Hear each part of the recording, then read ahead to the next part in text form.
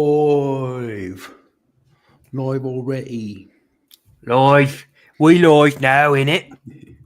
In it. Why do they say that when it doesn't even make sense? I guess like we probably say a lot of shit that doesn't quite make sense, but In it. In it. yeah, it's just like it's supposed to be, isn't it? Right? Yeah. But they'll say it when like there no one in their right mind would say, isn't it? What's the I'm other? gonna go on. I gotta jump on a telly in it. What? Yeah. What's the other question? They ask another question that's just kind of like saying right, but it's like, it's not in it, but it's, Say, bruv. bruv. Uh, don't you think? Really? Don't you think? I'm so confident tonight show that I already clicked the like button. Whoa. Oh, That nice. is some early likes.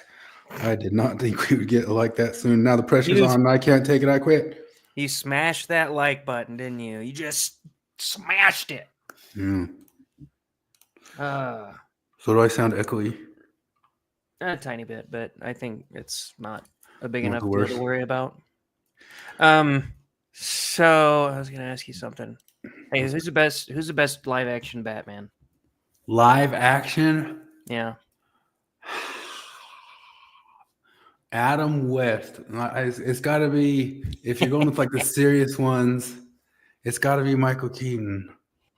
Cause or Val Kilmer. You think? Val, it can't. Okay, Christian Bale's good, but then the way he talks in the bat suit is just a little like that's the one thing that puts him over. You don't like the bad I voice? don't talk like this. Yeah, it's a bit goofy, and it's definitely not a Twilight dude. And Have you I seen don't that think he did one? a bad job. I did. Oh, okay. Everybody told me it was really good. I haven't watched it. It's good. It's okay. Yeah, he's fine. Like And he's a good actor. yeah, I wouldn't have liked him or picked him for it. And once I saw him in it, I wouldn't say like it didn't work. He does look kind of overly skinny for it and that sort of stuff, but um, it can't be. So I mean, I like the Nolan ones. The Nolan ones are the best, but Christian Bale's talking drives me nuts. And Michael Keaton, the way he kind of just seems like a goobery business guy who you wouldn't guess, and then suddenly he puts on that suit and just there's something like they pick the guy who has like the perfect. He's tough from here to here and nowhere else. Like the only place that's tough on him is like right here. So he's like he really does look like a Clark Kent kind of version of like I could see that guy hiding because once the suit's on, that chin works, but everything else about him does not look tough. And so that's Yeah. I don't know. I think out of those, I don't remember those movies well enough to really make this call, but if I remember right, I think Val Kilmer was my favorite out of those first three. But it's got to be Christian Bale.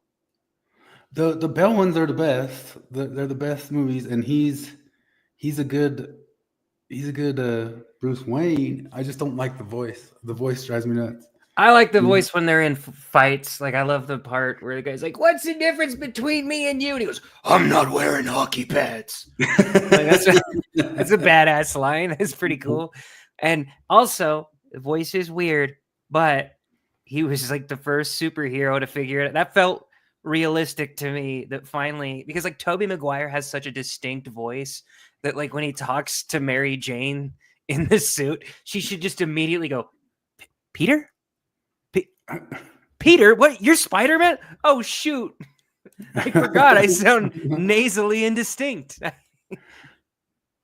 Yeah, there's some show where that happens, like where somebody figures it out in a second.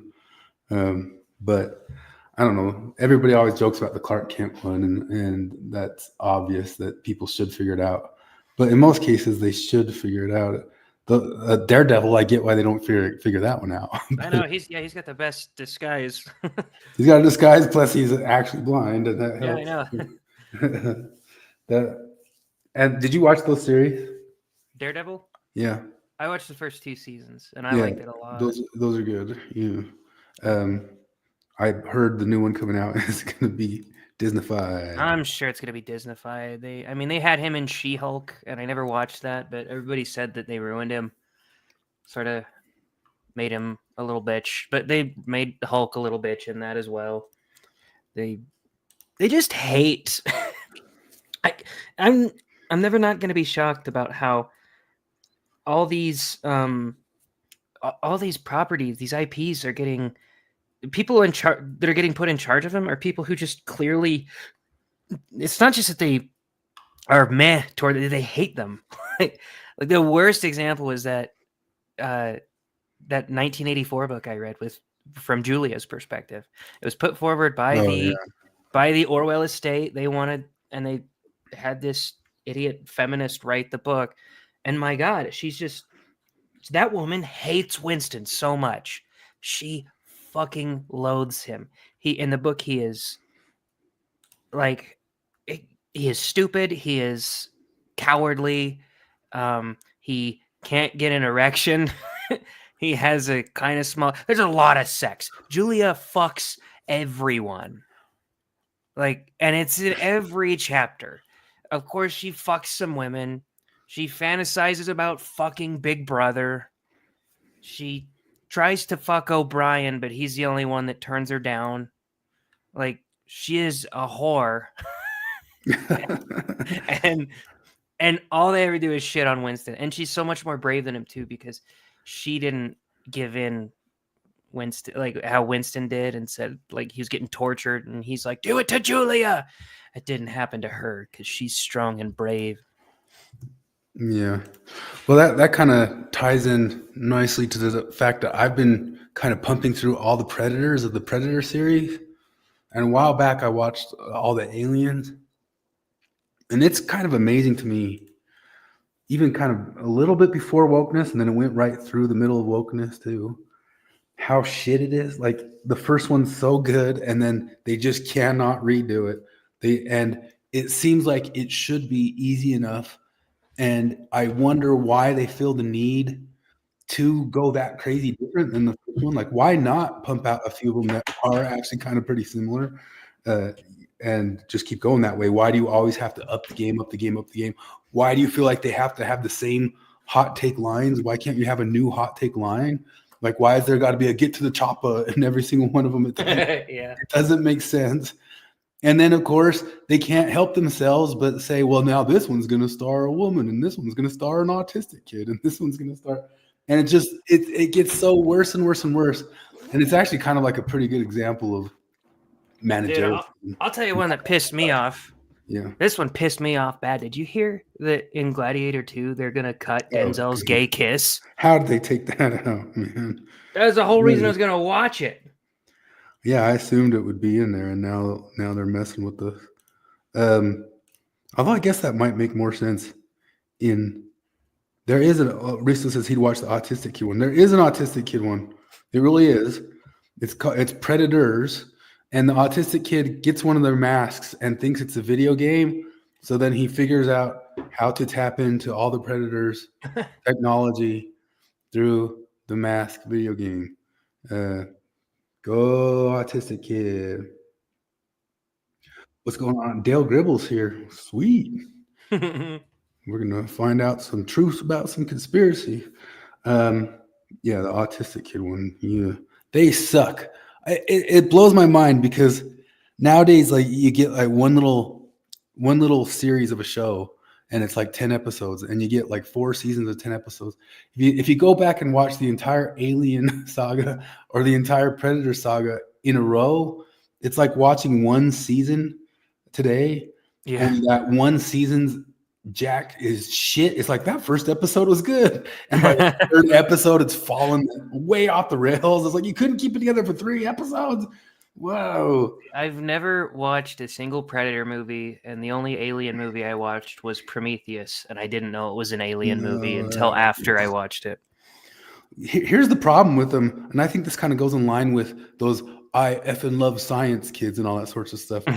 In the Alien and Predator movies, they always get into evolution, but they kind of think like evolution is kind of like how in Ninja Turtles, like something can mutant up real fast. You know what I mean?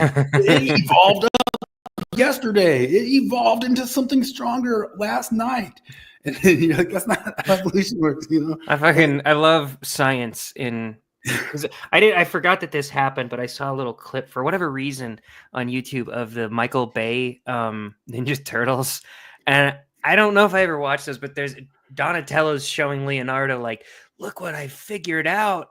we can be human. And he like pours a little drop of a serum on his hand, and it like the fingers separate and turns into a human hand briefly. And Leo's like, we don't need that. Don't show it to our brothers. We need to be proud of our turtle heritage or whatever, you know? Yeah. It's so frustrating to watch them, like just how bad they get. And like, it should have just been fine. They should have been able to pump out 10 of them that were pretty similar, and it would have been good to watch. They didn't have to reinvent the wheel at all. And Are you talking about turtles? no, turtles. Like, I mean, they put how many seasons they put into that? Like that's like exactly the exact case of like Ninja Turtles, the cartoon. How many like it has like 130 episodes. And so if they can do 130 episodes, why can't you do 3 good episodes of Predator? You know, like why is it impossible? So how many good Predator movies are there? There's one good Predator. There's like the very first one is good, and it's precise and it's perfect and it's really good. Man, there's more good Terminator movies than that. Yeah, Terminator made what, 2? And then was Alien got 2? that's Terminator. So I don't know. It's like I grade them on a curve because like after just the trailer for Genesis looked like the worst thing I've ever seen in my life. And so I never watched it, but it gives away like the big twist at the, like in the trailer, like John Connor's the bad guy in this one. They like reveal that in the fucking trailer. And yeah, I mean, then in Dark Fate, there's a new girl that's the key to everything. And all of that shit makes Terminator 3 like not terrible. It's not good. Okay, if you're gonna rate on those scales, there's okay ones in Predator, but they're part 2 with Danny Glover, which I feel like I have a rant about Danny Glover floating around in there too. But and then one called Predators, where Adrian Brody goes to their planet. Like both of those are okay. The one with like the little girl that's all these movies were like Arnold Schwarzenegger and Jesse the Body Ventura and Carl Weathers can't beat the Predator, but this little Native American girl. I know. Like they have guns and shit. Little Native girl from pre-Columbian. I heard everybody told me that movie was good. Like it was surprisingly good, but I can't get past it. So it's kind of like my friend tried to convince me to watch Terminator 3, and I watched it with him. He's like, "See, it wasn't that bad." And I was like, "It's not that bad, and it's not that the movie's bad, but it does a couple of unforgivable things. One, it just totally fucking destroys the entire point of number 2. Like in number 2, the whole thing, they stop Judgment Day, so it doesn't happen. And number 3, they're like, just kidding, it happened. Yeah. And they're like, by the way, Sarah Connors died off screen because James Cameron divorced her. So, that's the problem with all time travel stuff, man. I mean, if you keep going with time travel stuff, look at this. Risto's going to Cambodia. That's where Risto's wife is from, right? Sweet. Anyway, wait a minute, I forgot. We were gonna kick Risto out because he's in an interracial marriage, and we hate that. Oh yeah, we're Trumpers. Get out of here! You get out of here! Send her back to Cambodia. Please go back to Cambodia because she got sent back or something like that. Danny Glover. Danny Glover is okay. Why Danny Glover? Because he's getting too old for this shit. So I'm sitting there watching, and I kind of go like, nothing's wrong with Danny Glover, and this was before DEI times, right? So you can't say this is a DEI hire. Well, no, he just doesn't. He never struck me as like a serious actor. He struck me more as a guy that's funny. Yeah, but why? Like, I don't think he was a comedian. He wasn't. No, it's just that he has a funny voice. Who was like, I need Danny Glover, and what movies have you seen him in? He's in action movies. The first things I ever saw him in was Angels in the Out. No, that wasn't him, was it? That was someone else that looks like Danny Glover. Somebody explain to me why somebody saw Danny Glover and said, action movies, yes, you. Like, and that's not a knock on him, because why not him? But at the same time, just like, why not anybody else? Like, there's just nothing about him. Like, I think Danny Glover might be the most nondescript black dude in history. Danny Glover, get too old for this shit. Apparently, he was in a Disney movie called The Naughty Nine. He was on that TV series that I just talked about, Lonesome Dove. He was randomly in Lonesome Dove for some reason. But The Last Black Man in San Francisco. What the fuck? What the fuck is this? Like, I gotta have Danny Glover in my damn movie.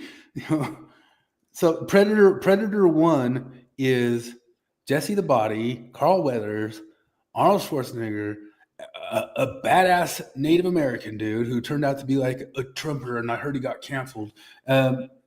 He was like some sort of a politician afterwards, a Native American in that. I read all like his whole backstory. A couple other tough ass, badass guys. And in part 2, there's more Predators. The first one Predator took out all those guys. In part 2, there's more Predators versus Danny Glover. Wait a minute. Okay, I was not thinking of Danny Glover. You wouldn't think of Danny Glover. No, I was thinking of Keith David. Yep. I know you said thinking of Keith David. You never had to tell me that you weren't thinking of Keith David, because there's Keith David and there's Danny Glover. And who the fuck is Danny Glover? I just immediately thought of Keith David. That's why there was confusion. That's what I'm telling you. Like, why? Like, who? Why? Who's that guy? He's just like the most like, that's a guy that was ever a guy. And it was him versus all the Predators. And then all the toughest dudes of the 80s couldn't beat one Predator, but he could. Okay, no, I was right. I accidentally got it right. Danny Glover was in Angels in the Outfield. And I think that's the only movie I've ever seen him in. Well, he's good too. He's perfectly fine. I just don't get like how he got picked, like how he got as an action star. I don't know. I mean, I probably also wouldn't have picked Linda Hamilton, but she was fucking great in Terminator 2. Well, that one has a reason. She was James Cameron's wife. I know, but she did a good job. Yeah, because she got all shredded by part 2. Oh, that's a good point by Mr. Croissant Boucher, because who's Cosby lookalike. Oh, he was a type at that time. That makes a lot of sense. I think you nailed it. That got it. He does look kind of like Cosby. So, to Danny Glover's credit, Predator 2 sucks, but it's good because Danny Glover is kind of okay in it. You know, it's kind of like, you know how everybody started retroactively liking the Star Wars prequels? Yeah. I mean, I didn't. But everybody's grading them on such a curve after the Last Jedi came out. Yeah, I wanted to grade these Predators on a curve and I couldn't. I'm like, these are all terrible. This is bad, except for part 1, which is like perfect. If you watch it, you can even like watch some like films about it on YouTube. They have all this stuff of like how they just have this like perfect runtime and do these amazing things with sound and have it like cut down to just like the perfect exact amount of use of everything. And it's the first one's just like perfect, and then just shit from just dog shit. It's also another thing that demonstrates what happens with managerialism. Like, watch the Predator series, watch the Alien series, watch how shit commercial things turn into, and just like say that's what happened to America. Like, every single one of the first versions of everything you see was the first version of America, and then watch as they just get worse and worse and worse and worse and worse. And that's managerialism for you. That's funny. I just watched the Casa Bonita documentary, and you're talking about what happened to that.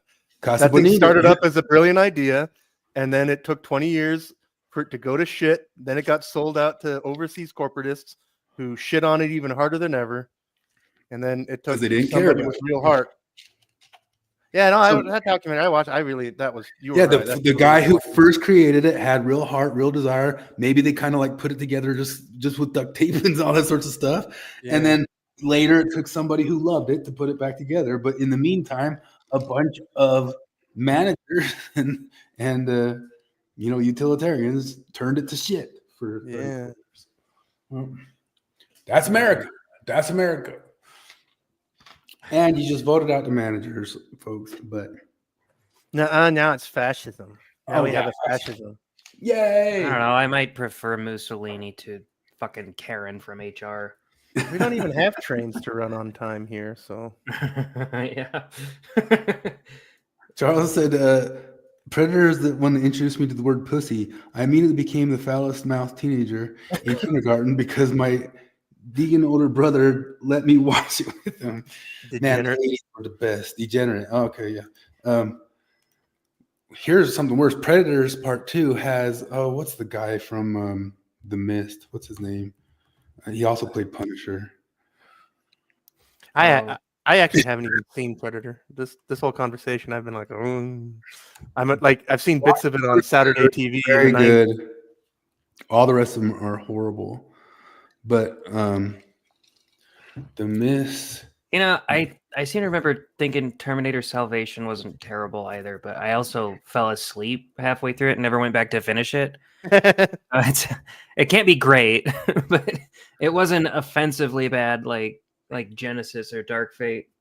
So Predators has Thomas Jane in it, who's a pretty good actor, and for some reason he pops up in Predators.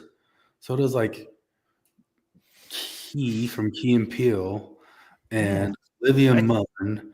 And anyway, Thomas Jane in it for some reason has some sort of Tourette's, and he keeps barking out at Olivia Munn, "Eat your pussy, eat your pussy, eat your pussy." And I'm like, dude, how did you get in this movie? How did you get in this movie, Thomas Jane? Like, why did you say yes to this? I mean, I know it's probably hard to come by roles. Like, there probably got to be like a thing, like a white guy in 2018 in a major motion picture. You're like, well, I got to take the dude with Tourette's who is also a bad and says, "I want to eat your pussy uncontrollably." Only role available to white dudes in 2018. Flip, you have to become trad Anabaptist to get your handmaid. Oh, nuts. I just assumed that I got it with my tax return.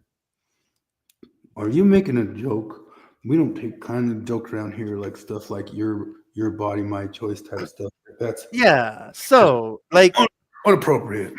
Like, was Nick Fuentes just doing like 4D troll? Yeah. I mean, he's just joking. Like, I don't know. Because I mean, the feminists really think he meant it, huh? I mean, we know that because they keep. Well, there's always the type who go, oh boy, I can really fake that he meant this and use it. Yeah, those people also exist. I don't know. I think they really believe it though.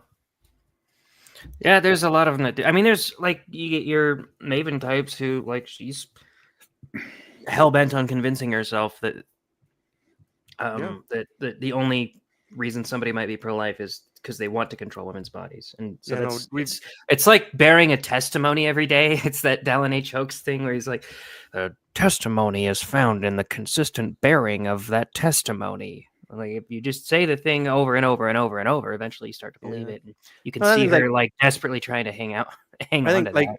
We gave Maven 10,000 opportunities to back off of that hill. Like we've watched her be given opportunities to back off of that hill. It's like, no, control women's bodies. That's what it's all about. That's where we go. They're like, and so I think there's a lot of those feminists that are like that, from there, like that have convinced themselves and are desperately still trying to keep that convincedness up. That like, yes, they want to control my body. See, it confirms it. He said it. Your body, my choice. See that the mask is off. Like the mask isn't off. It was a joke. Yeah, that's so like one of the dingbat feminists. And by the way, Nick Fuentes is a racist, so he probably loves abortion. Yeah, exactly. But yeah, one of the dingbat feminists tried to troll or tried to bait everybody in the lobster group, and like everybody's like, first off, nobody agrees with this guy. Everybody's saying he's an ass, and he's a troll. You dumb bitch. Like if he was serious, we disagree with him. The good news is he's a fucking troll. But feminist being a dumb bitch just refuses to hear it, you know? Like, and that's things, like I say, they need it to be true. Like I say all the time. It's like the Nazis need their Jewish conspiracy theory to be true because otherwise they have no reason to exist, you know? Like that's just how that works. Like if men aren't trying to control women's bodies, then feminism is a supremacist ideology that's lying to everybody. And Maven can't have that. No, because she's one of the good people. She's not bad like Jared and me and her dad. Especially her dad. Did you ever see the new Suicide Squad movie? No, Yeah, I want to watch the Gunn one, the James Gunn one.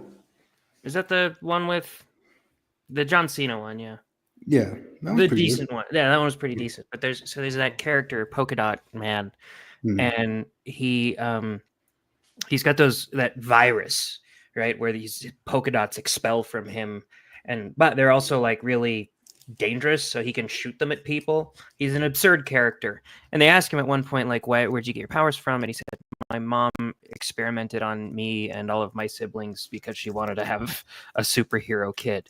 So she injected me with this virus.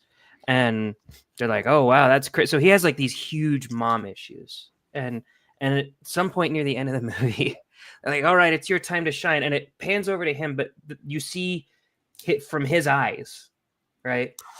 And he looks over at his team, and it's just his mom. Like, he sees his mom as every single character, and it's hilarious. And that anytime I talk to Maven, that's what I think, that she's only talking to her dad. She only sees her dad. Yeah, no, I don't It's think like, Jared, you just want to control women's bodies, and fuck you. I'm not staying home from the dance tonight. And she said that you are like her dad. She said that I'm just like her dad. She went on John DeLynn and said everybody who disagrees with her is like her dad. Like, I don't think we're like making stuff up here. Like, no, she really just sees her dad everywhere.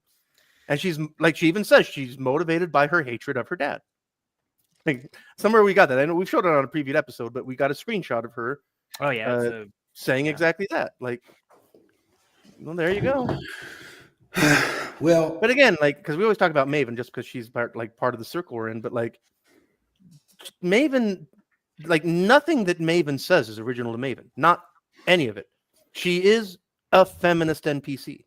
She kind of just stand in for feminists when we talk. Which is what Jim Bennett is, which is what Dan McClellan is, which are, I guess, kind of like the group of people who, I mean, we could have, Sam Harris. Is Sam Harris just an NPC? He has a little bit different takes on stuff, but it's just like a week of, I guess, meltdowns we could have predicted, but you listen to him, like Jim Bennett was just on with Cultural Hall.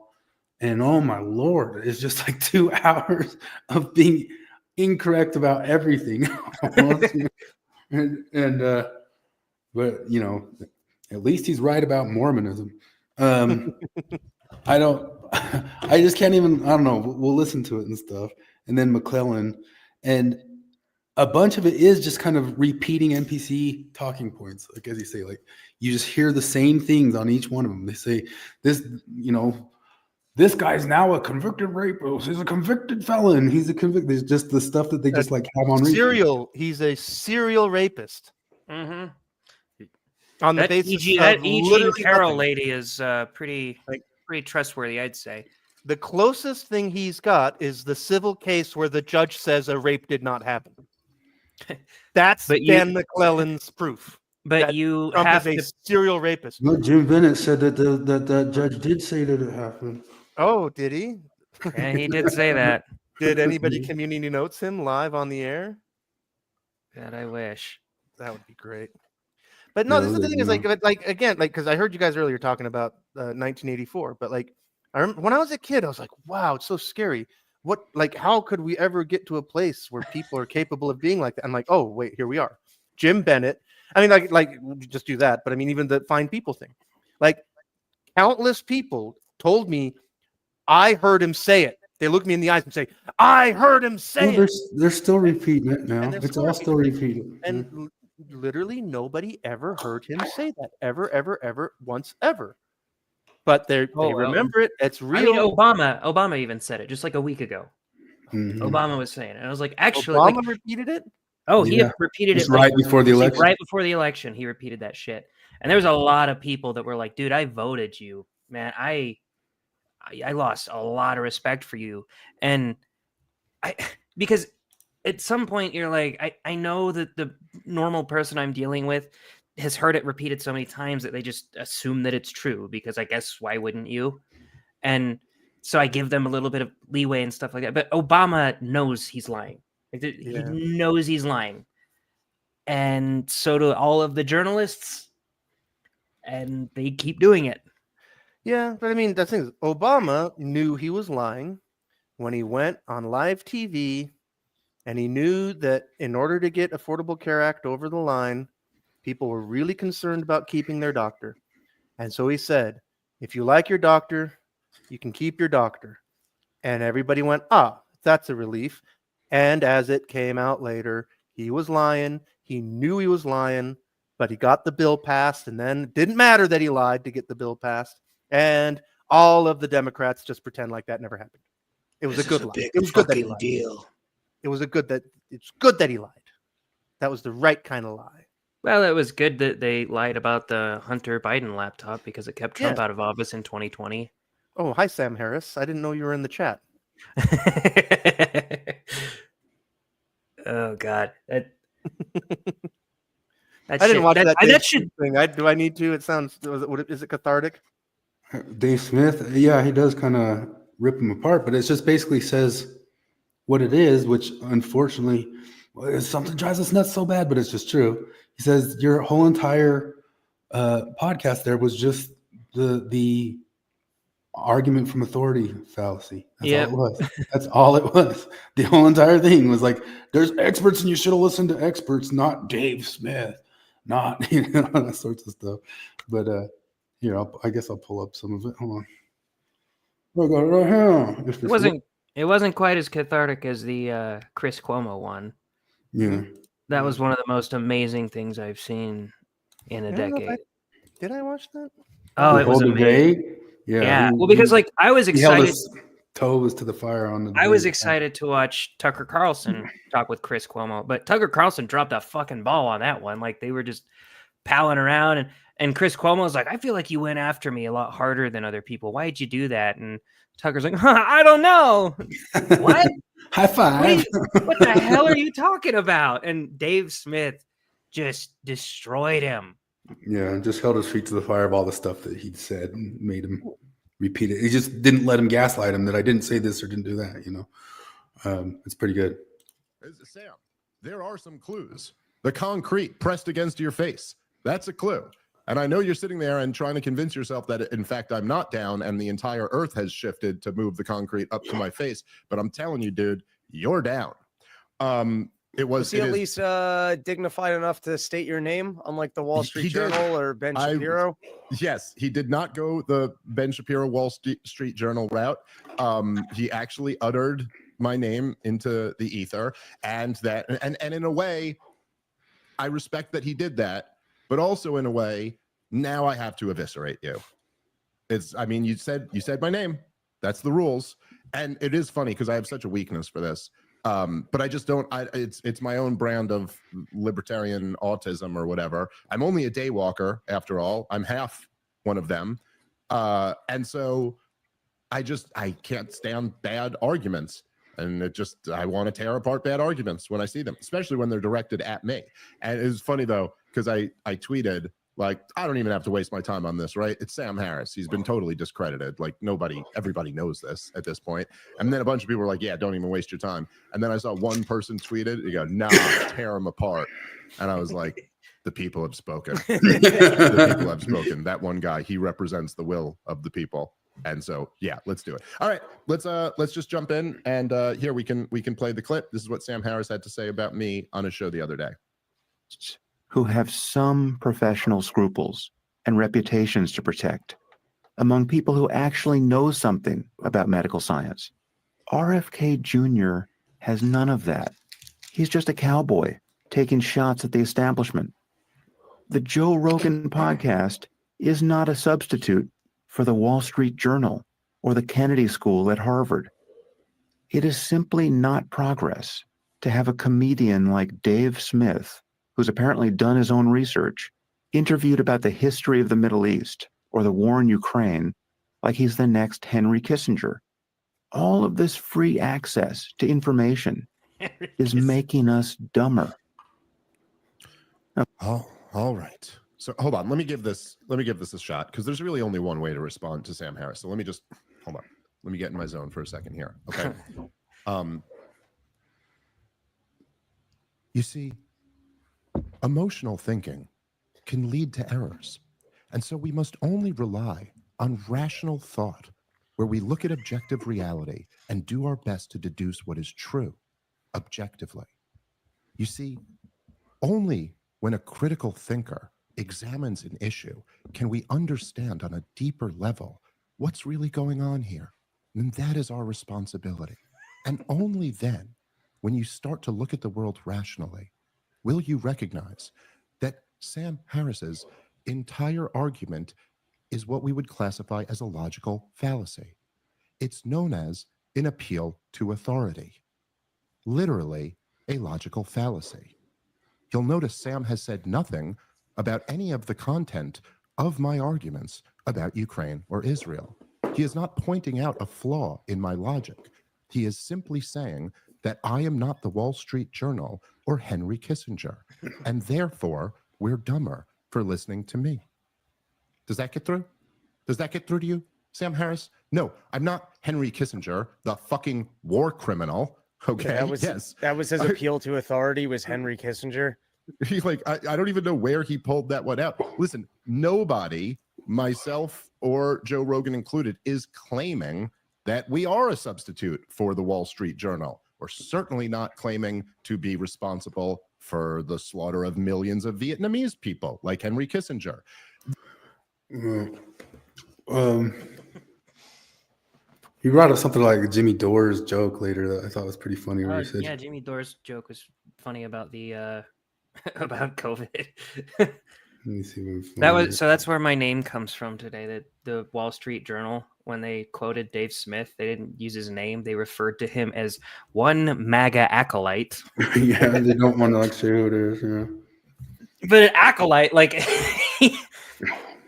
he like very tepidly at the last minute said, "I guess I'm voting Trump because I really hate Harris." Like that's your acolyte, huh?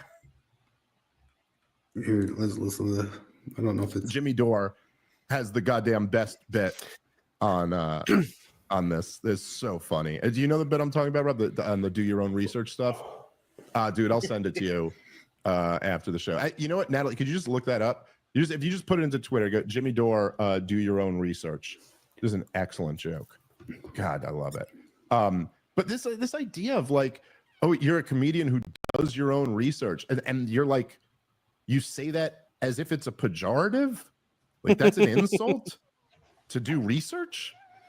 And you're a white supremacist Trumper, not like, well, TV said with. Oh, here we go. All right, I love this. Around COVID, I'd never noticed this before in any other time in my life, but you weren't allowed to ask questions at any point during this. You just had to do what the man on the TV said, right? You had to do what the man on the TV said without questions, and then you're a good person. But if you question it, then you're a white supremacist Trumper. They're like, whoa, no. No, I didn't vote for Trump. I just have questions.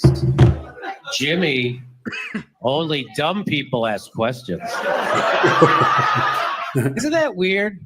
It was the weirdest thing I've ever seen. Even comedians would get on stage and they would shame people for trying to get informed about a medical treatment that was experimental that they had to take or they would lose their jobs and they wouldn't be able to travel. And when people tried to get informed about that, other people shamed them. They would say, please tell me you're not going to do your own research.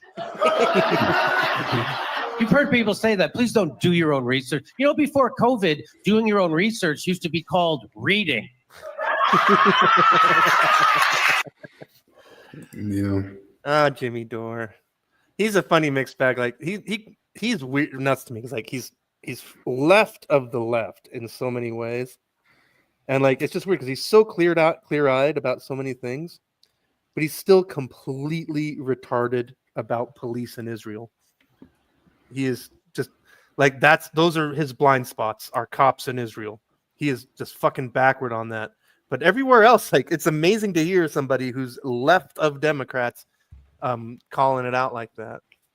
Well, that's what Glenn Greenwald is too. Like all along, like in the end of the day, because I'm going to have like disagreements about what policies or ideas might work or not. But if somebody's honest, they're honest. You know what I mean? Like Glenn Greenwald's honest, and Jimmy Dore's is honest, and yeah, it's whatever. You know?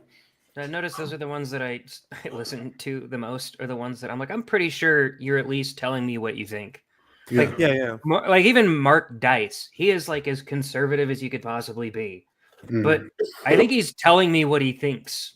Yeah. You know, like Yeah. he's like, I probably disagree with him on a lot of shit, but I'm like, Yeah, you no, know, that's one of those things you're- where it's like, I never believed that Obama was saying what he really felt. Yeah. Like, I mean, that's just the whole entire I mean- feeling of why they couldn't trust Kamala to go on a podcast for 3 hours, because she can't say what she really feels on anything. She's supposed to toe some line on something, you know? she is so bad at the politician dodge too. Like, you know how like certain amount of there's like the score would be how many words can they get into their dodge before you realize that they're dodging. The higher the better. And Kamala is like the first word.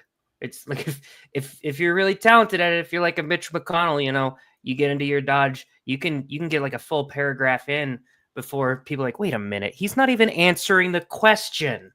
Kamala, it's the first fucking word, man. It's we've been to the border. We're going to the border. Well, that wasn't even the dodge. That was just a lie. But I'm talking about like when somebody asks her, like, what are you guys going to do about this whole Israel thing? And she starts going, well, look, I'm from a middle class family.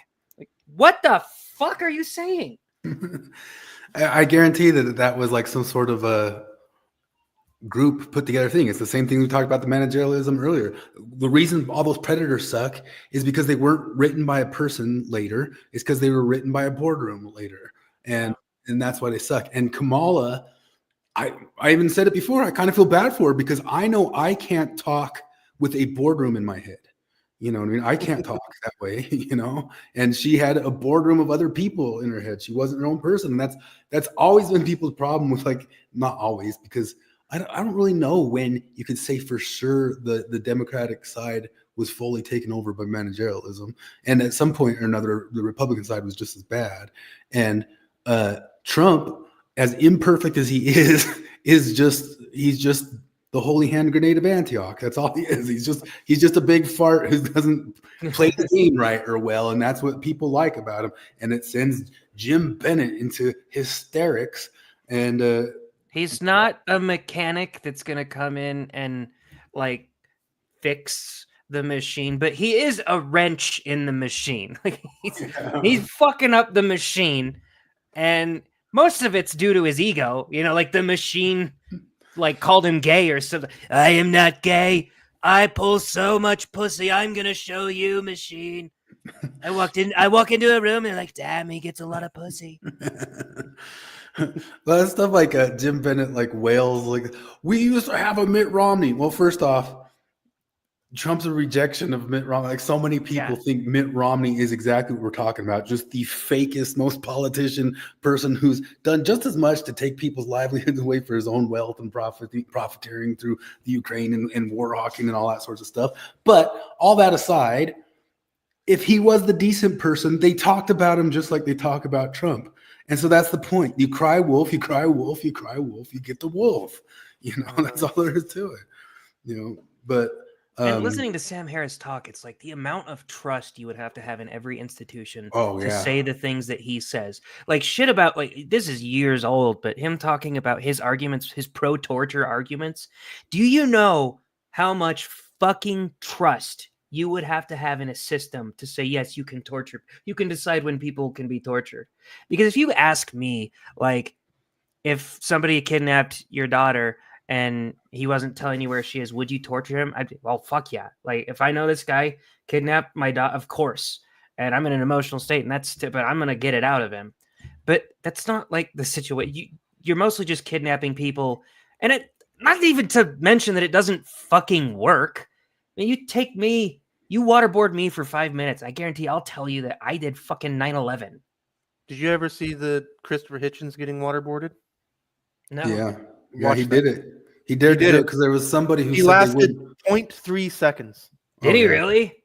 Like, which is more than I would last. I wouldn't last like water up the nose like that. He described like you should watch it. Like it's amazing because I watched. Crowder got waterboarded. Oh, I didn't know that. But yeah, like there's a whole thing where it's like it's done. It's like extra secret service people that did it, and they give him a big metal thing to hold, and the whole thing is like, when you're done, let go of this, right? Drop it, and we'll finish. And he seriously lasted less than a second, and he's like, and then he described it. It was like, it's not the simulation of drowning; it's drowning, right? Yeah. It's just they're controlling it, and they're pulling you out before you die. But like, it just looks unbelievable. I wouldn't be able to handle it very long myself.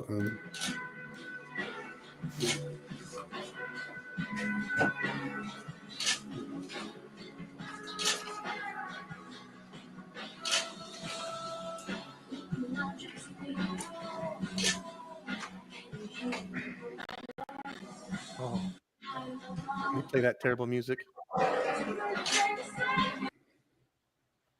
There it goes. You see it fall. That's how long he lasted. So, I guess I don't like what's even happening when you waterboard someone. I never water- Put realized. a wet cloth. It's a damp cloth over your face that cuts off all your air supply, and it's like you're underwater. Oh, and so you try to breathe in, and your head's kind of slightly back, so the water Yeah, goes up your nose. Yeah, no, and like the whole thing is designed to disorient you and just put you into a pure panic state. And what they do is like they would get somebody to that point. They do that once, and they say, "You ready to talk now?" Okay, no, back down, and you just go like that. Like, could you be tough and handle that for 10 straight hours? I could fucking do it, man. I'd never fucking crack. I'm serious, man. Yeah. I'd suck all the water out of the towel and be like, that was nice. You got some dinner to go with that drink? That's what I'd fucking do. You guys are pussies. Troy asks, have you heard the conspiracy theory that Biden endorsed Harris as deliberate sabotage because he was angry and knew she'd lose? I don't even think that was a conspiracy theory. So I don't know if he knew she would lose, but like I think he was saying fuck you to Pelosi and basically all of the Dems. Well, they say that they wanted a primary, but at the same time, there was that issue that they couldn't have passed on any of that $1 billion that they blew. Yeah. I don't know. Did you see reports on stuff they spent money on? Like, holy shit. They're in debt. Yeah. She raised over $1 billion and they spent more than $1 billion. They did stuff like they spent like $500,000 a day on lighting up that half dome in Vegas. Yeah. And that one podcast that she went to, they spent like $100,000 to rebuild the set in the background. All sorts of like wackadoo stuff like that. But if you ask me too, I bet you like half of what they're doing of like why we got these wacky spending things. It's also was because you can claim like you have all these big bills and then you can funnel the money off into something else. Like I guarantee you that. Sure. I don't. Yeah. Can you believe the danger that we're going into? That The fascism. we had a perfectly functional obese transsexual man as our Secretary of Health. And now we're putting a vaccine skeptic. Oh my god! Who gave all of his another one of those children 1984 vaccinations. things is that like from 1995 to 2020, I got in so many fights with my Democratic friends about no, the vaccines aren't giving kids autism. And like, yes, it's true that pharmaceutical companies do make money, but like they were the fucking vaccine skeptics for my whole life. Those Democrats were all the vaccine skeptics I ever knew. And they kept calling me a dumbass and saying I was a shithead and I listened to Fox News and all this crap. And then it turns around and all of a sudden, like, oh, it's bad to be skeptical of vaccines. And this whole idea that RFK is a vaccine skeptic. The guy is famous for suing crooked companies and catching them being crooks, Yeah, and he's not a vaccine skeptic. He says some of those vaccines need better study before they go into use. That is not a vaccine skeptic. Not a vaccine skeptic, yeah. Well, and he vaccinated his kids. Yeah. and he was mostly just skeptical about the COVID shot. You can't be selectively skeptical. That's like me like saying maybe you shouldn't snort cocaine and somebody calling me an inhalation skeptic. Yeah. Well, no, I'm a cocaine skeptic. And here's the other thing: like, I was a COVID vaccine skeptic, And I ended up being right about everything. Everything that I was skeptical about, I ended up being right about. And it's not because I'm some kind of magical person with this crystal ball. It's very simple. Everyone I've ever known who was born after 1950 didn't get polio. And they all got the polio vaccine, and they're all fine. So that's how I know the polio vaccine works. Meanwhile, I got the COVID vax, and then I got COVID. Like everyone else I know who got the COVID vax. They all got COVID. So I became skeptical that the COVID vaccine prevented the transmission of COVID. And guess what? The CDC agrees with me. Okay, but did you know that the science, like we do best with what we have, and science, when it changes, we change with it. Even if that change looks like it might be an outright lie that was fabricated to force you to do something you didn't want to do, even though it was useless, even then, it's just like you got to trust it. And Sam Harris, and we even saw Atheist Rue, who we love. Atheist is unstoppable. Kind of defend Fauci good, Fauci good, Fauci good. Fauci, they exposed emails that he had that he said, let's keep this under wraps. Let's keep this quiet. We know that the distancing doesn't work. We know that the masks don't work. He said both things out of both sides of his mouth in the mask. But I wasn't generally a skeptic until I heard, oh, if you've had it, you don't have immunity. You still need the vaccine. Like that moment right there, I was like, no, that's not how the science ever worked. Like, what do you guys? That's not how vaccines have ever worked in our entire fucking lives. You know what's funny is that, like, well, didn't they actually change the definition of vaccine at some point in there? Yeah, like, they did. Like some big dictionary, like a therapeutic or sneakily, something. like, yeah. But I think maybe we kind of saw through that a little bit because it feels like mission world, right? Because when you're on your mission, it's like I'm kind of like I said the same thing as John Larson said. I don't think Mormonism is a cult. I think a mission is definitely a cult. And while you're there, like, people are acting so culty, and there's just like so many opportunities for virtue signaling, and it's all like obedience is the currency, is the social currency on a mission. And once you reach peak obedience, you will start doing things to reach more obedience. So you'll start making up your own rules.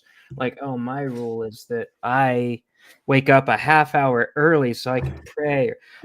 My rule, I had a companion that sent home his sandals so he wouldn't wear them on P-Day anymore because they reminded him of Dan, and he wasn't Dan anymore. He was Elder Wilkie. Dude, and he was in the land of Chinellas, and he was going to. Well, this was in sandals. In fairness, this was in Nebraska when I was. Okay. But, I was going to say, but I'm like, that's what this shit feels like when you see people bragging, like, because when we were at the peak of COVID, you would see people bragging about how many boosters they've gotten. Yeah. Oh yeah, for sure. Yeah. Is that why I hate that? I'm trying to figure out why I hate so much the I voted sticker. I fucking hate it. Oh yeah, it's like they handed me this sticker after I voted and I threw it in the trash. Like, this is fucking dumb. I'd have to say on my mission, now that you say that, like, I was a pretty good rule follower, but never once in my entire mission did I go an extra mile on anything. It was like bare minimum, like passing, done, passing, done, next thing, passing, done, next thing. Like that's just it. I did not want to go to, maybe that's why. You're like literally the last person into the celestial kingdom. I barely made it. Got it. Slipped through the face. Yeah. Bare minimum. Jim Bennett, what would it be like if the guy in charge of the nation's health believed that COVID was engineered to avoid Jews? Is it or near the top of the questions I never hoped to have asked? You know what, Jim, just real quick before I get into like what this is about, as I researched it, I never thought that our top health person would be a fat trans person. Like we got someone who is both mentally and physically ill as our Secretary of fucking Health. What the hell is happening? We've all been living in a world where we go, how can this be? And there's a bunch of people that just look at a guy and say, holy shit, he's shredded in 70. He's Let's go 70 with years that old and for he a can do little bit. 25 pull-ups. All right. Maybe he's better at the whole health thing. Anyway, do you know what it looked like JFK said? Well, he was talking about how it seems to target certain certain people seem to be more affected by COVID, and Ashkenazi Jews seem to be least affected by it. It disproportionately affects Black people. I know. The thing that the left has said about every random wild thing, no matter like how innocuous it is, like we could find like anything and they would have like searched for the disparity in it. Like just I don't know what runny noses. According to Derek Bell and critical race theory generally, all racial disparities are the result of racism. That's candy. Yeah. That's what whenever somebody wants me to describe wokeness to them, that's like the little gist I give them. I was like, I don't know. The main tenet is that any disparate outcome is explained by systemic oppression, and none of it can just be nature or uncontrollable variables. And asking for evidence of racism is white supremacy. Yes. Don't forget that and too. Dan McClellan backs that up pretty hard too. Shocking. Shuckins. The shocking. Dan McClellan had his little post-Trumpy rant. Do you want to see it? Pints of Aquinas chimed in. Not Pints of Aquinas. Pine Creek. Oh yeah. He chimed in, kind of doing his own little thing. So we watch just the Dan, or do you want to watch the Pine Creek stuff weaved in with it? Weaved in. Okay. So this guy is the rare conservative atheist himself, and he talks with a lot of different people. And Marty's been on his show once. Oh, yeah. Is a response to Dan McClellan. He made a video recently that was on my Facebook feed. That's how I found it. Full disclosure, I printed out his transcript. Or I didn't print it out, but digitally I have his transcript. And I changed a few words.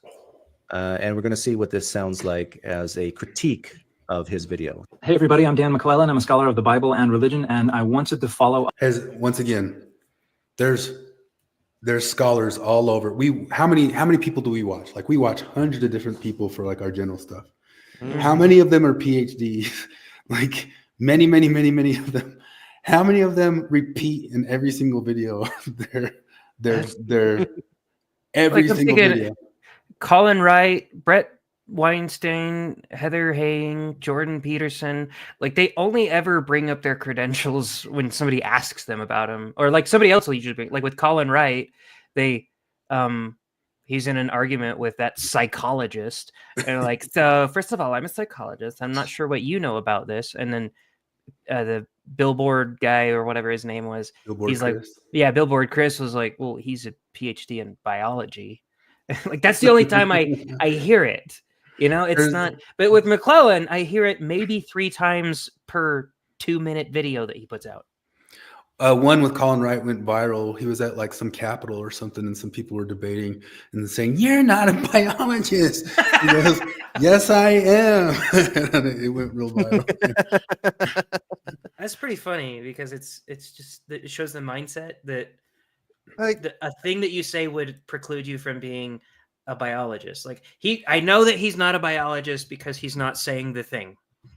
Yeah, it's an argument from authority, which we all know that fallacies only matter when they can be listed off in the next Mormon show or something.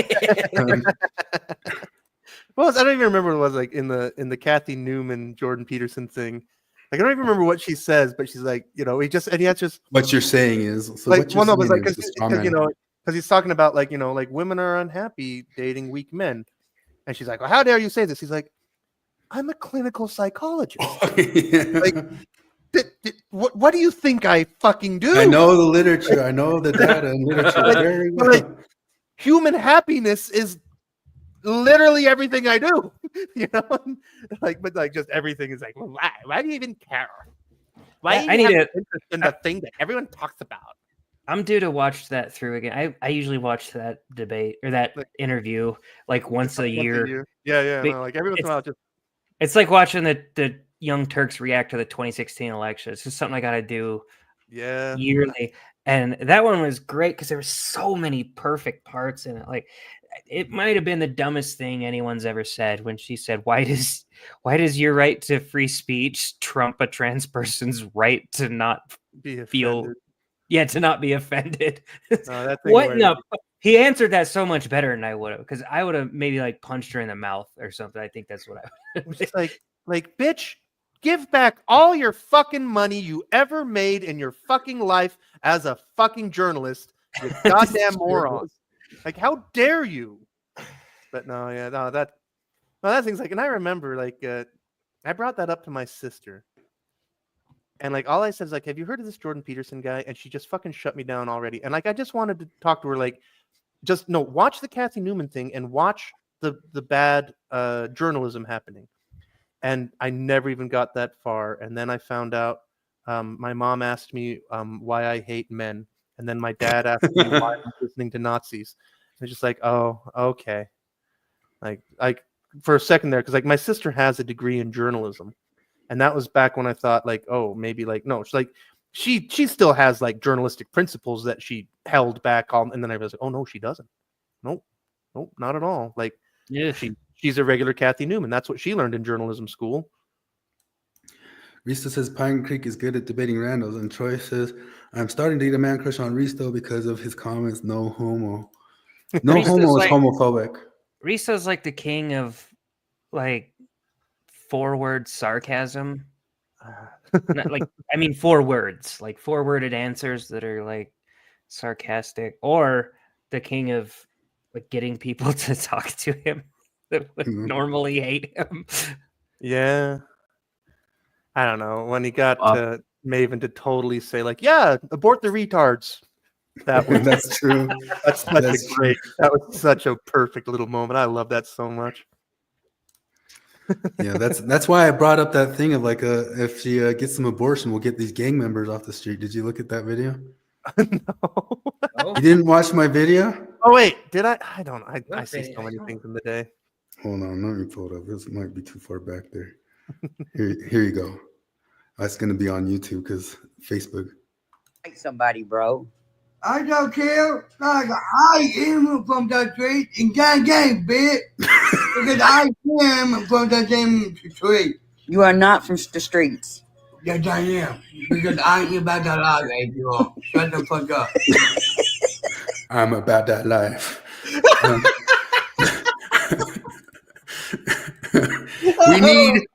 We need to promote Maven's abortion to get these gang members off our streets. Oh, man, we could be like Iceland. We could cure Down syndrome. Hopefully we can find the gene that like indicates whether you're at risk for cancer at all, so we can cure cancer by just killing you. By aborting you. Yeah, we'll just kill you in the womb so that you don't have to die of cancer. You'll just die of forceps instead. Isn't that better? Thanks, Maven. Gang, bitch. On my previous video number McClellan 2393, where I talked about why it's problematic to appeal to the Bible to rationalize putting a serial sexual predator in the White House. I'm a scholar of woke. God, he's such a fuckhead. Progressives, and I wanted to follow up on my previous video where I talked about why it's problematic to appeal to critical theory for running a woke DEI hire communist for a position in the White House. Oh, Jim Bennett dropped in Cultural Hall's video that nobody who talks about communism knows what communism is. It's just an economic theory. Why is he such a fucking muppet? No, he really did say that. They were talking about, and I give. Wait a minute. Did he say that real communism has never been tried? No, he's not that much of a honky for it. He just thinks it's not actually what anybody says it is. Next time they were talking about Quick calling everything communism, and they were impersonating Quick's voice. Let's have him and Searstone. They should have a podcast, and the two of them can combine their powers and explain to us all what it all really is. I love it too, like when they described it Quick, and they were making fun of Quick's voice, which I think merits some things. Like they said Quick talks like Speak of the Devil, Jesse the Body Ventura. I'm Jesse the Body Ventura. I'm Quick Media. This is the way. This is social Marxism, and I think them some glass houses there, Jim.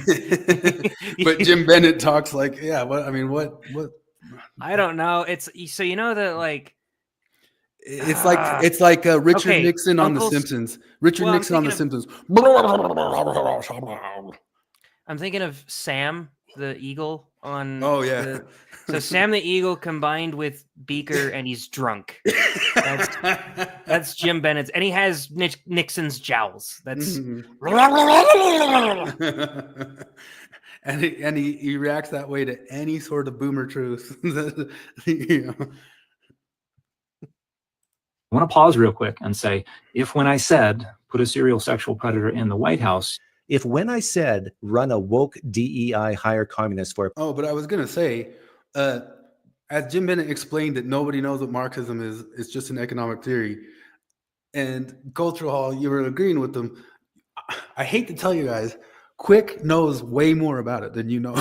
Like you're bagging on him and dinging on him like this idiot don't know what to talk. Quick's read the stuff.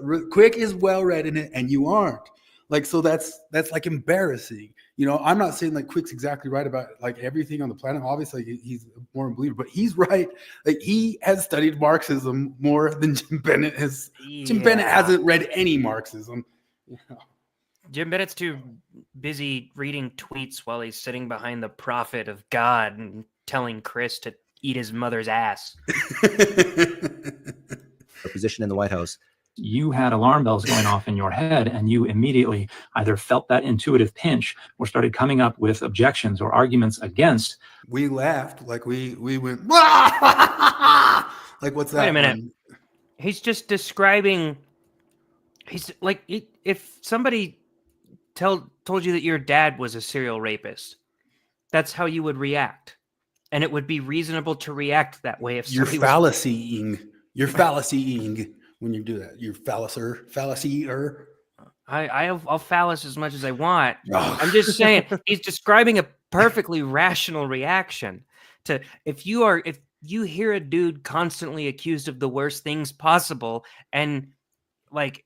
You know that none of that has been proven. Like, that's a very reasonable reaction to have, is to say, no, that's not what happened. He's acting like this is some psychological condition that you have to overcome. You just have to, if you're not rational, if you just don't just take his word for it on something that's pretty fucking serious, by the way, like calling someone a serial sexual predator, that is a very serious accusation. And if I say, wait, what? Really? He is? Explain how. Oh, you're getting defensive, and that's irrational. No, it's not. And it's poisoning the well that, like, if you disagree with me, it's because you're wrong and you're an emotional piece of shit. Like, that's not an argument, you dumb ass. Although I don't think. Wait a minute, you guys are missing something here. He's saying it in a tone that says, "I'm the doctor here." And did you see this credential on his wall went back? Like, where is yours on the wall behind you? Like, fuck you two. You know what I mean? God damn. When will I learn? When will I learn to stop having my own and having my own opinions? Heard me say, then this video is for you, because I'm going to discuss an important insight from the cognitive sciences that is a big part of my research in the cognitive science of religion and was a big focus of the methodological. And you are too. I love the way he like always kind of passed him off as a cognitive scientist too, just because he included some of it on his humanities paper. Yeah, I swear he's got like a. It's in his bibliography, so he's a scientist now. It's in his bibliography, so now he's a cognitive scientist. Yeah. So you know that like the on video games they have the octagon of stats for the character, and it shows like strength is over here, agility's over here, and it spreads the shape out, and it shows which they lean toward the most. You know what I'm talking about? Which one? I don't know. No. Anyway, the point is Jim or McClellan, he has like this circle and he puts words in it that in the loosest possible interpretation you could call him, right? Because like he'll call himself a linguist, he'll call himself a biblical scholar. Those make sense due to his training and stuff like that. Cognitive scientist, that's another thing I need. So I'm talking about, so they all fit like just barely within that circle. And whatever subject he's talking about at the time is, we're talking about psychology. So I'm not a biblical scholar right now. I am a cognitive scientist. It just barely falls within the domain of what people will believe that he has a doctorate in. Yeah. Reese, though, you say, to be fair, Trump has admitted to sexual abuse. Like, what things specifically are you talking about in there? No. All he's admitted to is being a horn dog that takes advantage of women that are willing to fuck billionaires. There was stuff in his divorce that came up, but I also think that got rescinded by his ex-wife as well. Framework that I developed within. At one point or another, I read every single one of those supposedly like 26 different women and all that stuff. To me, the thing that seemed maybe like the most sketchy, and I'm not one to say that Trump isn't a womanizer and not somebody I would want my daughter to date. You know what I mean? Sort of. Oh yeah. But rape, stuff that reaches like a criminal level, I haven't seen anything that reaches a criminal level. The worst I saw is he kind of bragged about when he took over the Miss Universe pageant. He's like, well, I get to go into the locker rooms and I can see the naked women's in there, you know, which yeah, that's creepy. If anybody ever watched the TV show, the movie Porky's, I mean, you're kind of like, well, and I'm old enough to remember the Monica Lewinsky scandal when the left all sniffed farts out of their wine glasses and said, I think it's just uncouth to even be concerned about people's private sexual lives. What does sexuality have to do with anything? This is the president in politics. Remember, like France, when the French found out that the president got a blowjob, they didn't even care. Let's be like France. And then fast forward to 25 years. Trump is the rapist! Well, let me give credit where credit's due, because Jim Bennett did say that he always was against Bill Clinton from the time that those sexual abuses happened in office, and that his dad voted to impeach twice Clinton and all that sort of stuff. And they were consistent on that. Would you impeach a guy for getting a blowjob though? Because like he got shitty and terrible because he lied under oath. He lied under oath, and this is one of the things, because they were also talking about who cares about Kamala's private life, that she had sexual favors. You guys, you're talking to HR director here. These are things happening in the workplace. There's a balance of power. There's quid pro quos there. Quid pro quos are as illegal as it gets, especially in corruption in government.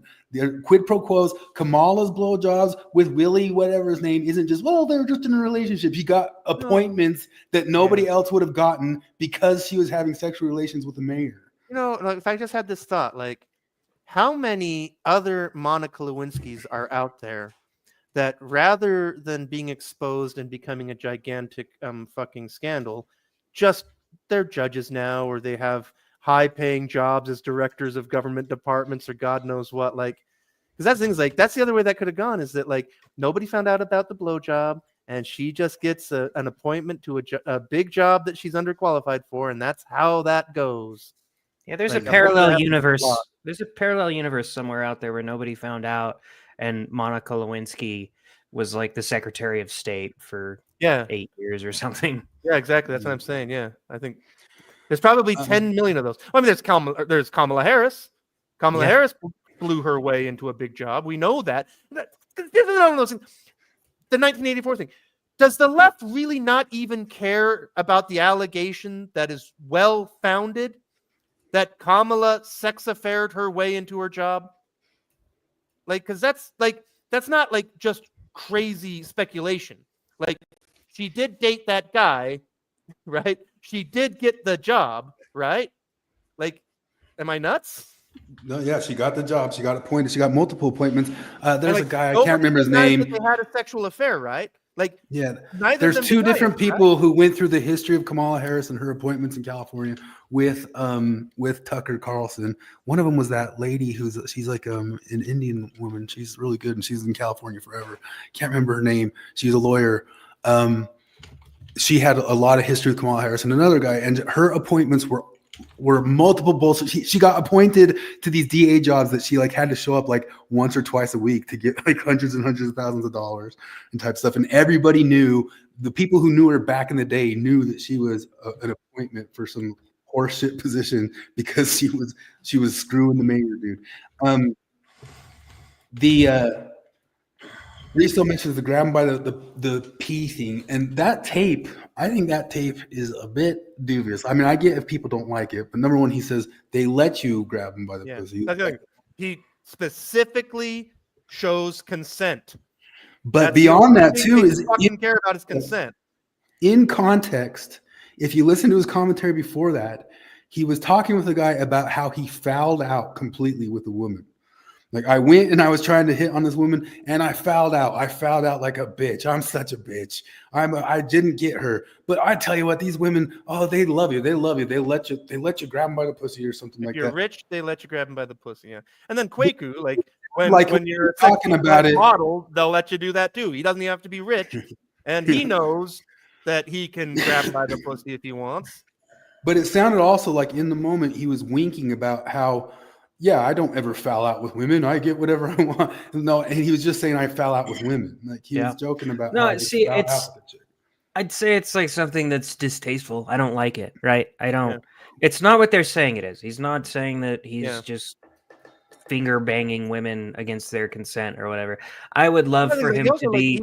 I would love for him to be a very moral man who just who is like, you know what? I don't do that stuff. I'm faithful to my wife and all that shit. But he's not. He's not. He's a slime ball. The only problem is he only ever had slime balls to vote for, because before you could fall back on Kamala Harris since 100 days ago, you also had Joe Biden in there, who's credibly accused of the same shit.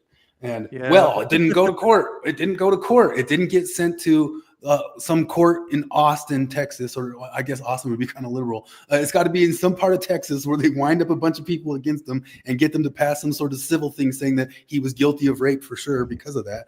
He let the DA that's running on, I'm going to put him in jail, you know? Yeah. And that actual court case says, no, he is not convicted of rape. It says right in it. It says he is guilty of sexual abuse. But they also did that and changed it after Trump was making fun of her on Twitter. And it was so obviously like an abuse thing. But at the same time, as I said from the beginning to the end, the E. Jean Carroll thing, if you believe that stuff, I guess, Book of Abraham's looking pretty good. But I guess Jim Bennett does believe that too. But E. Jean Carroll is lying her ass off.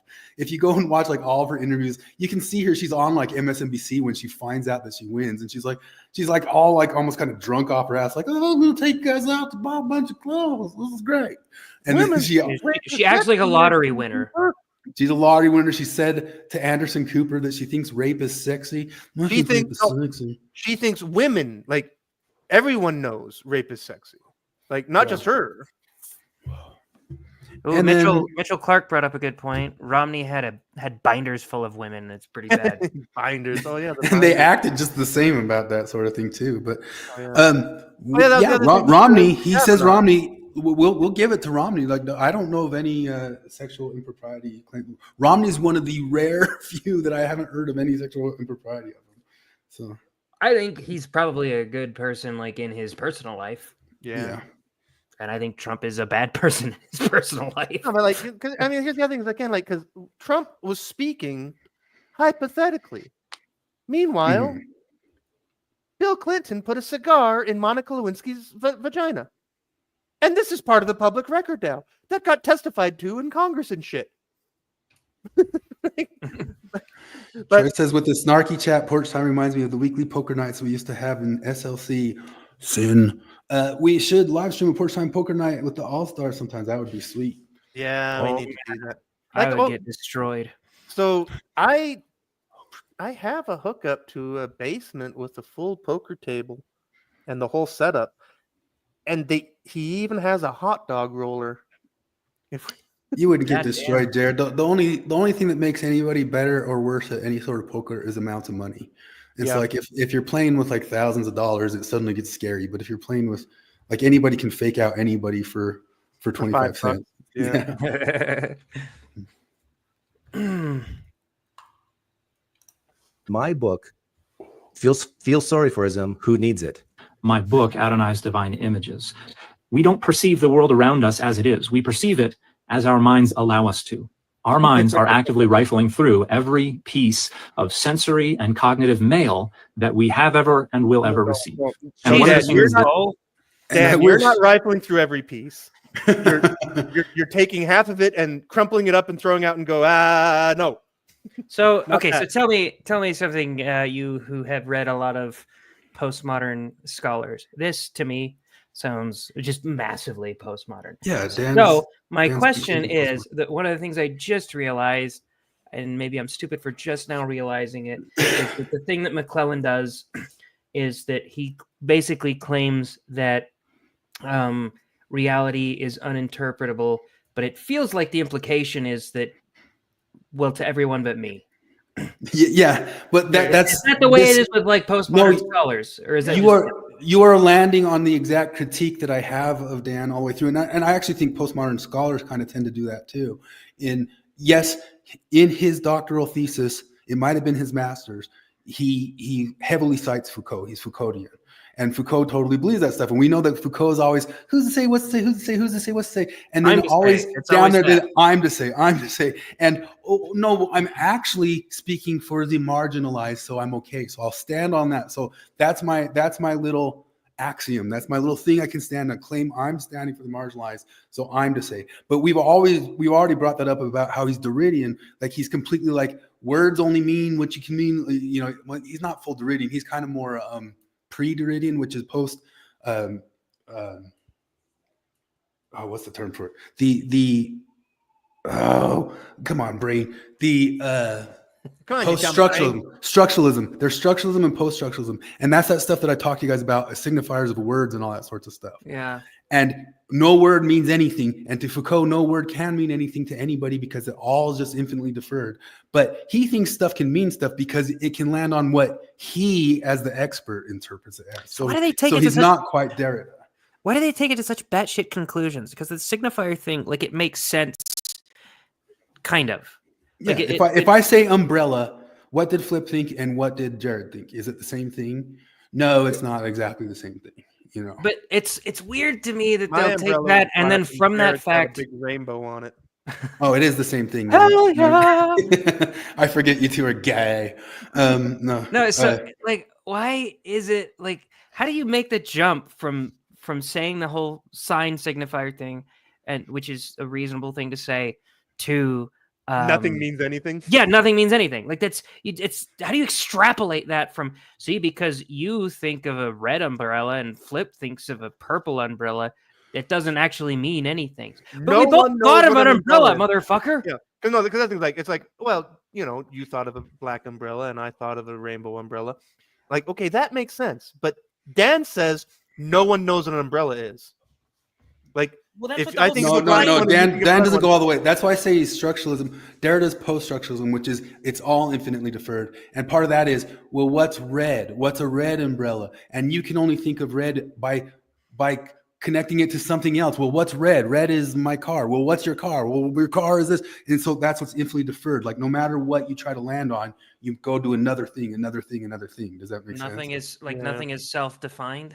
It's infinitely deferred. No matter what you're referring to, you need to reference something else.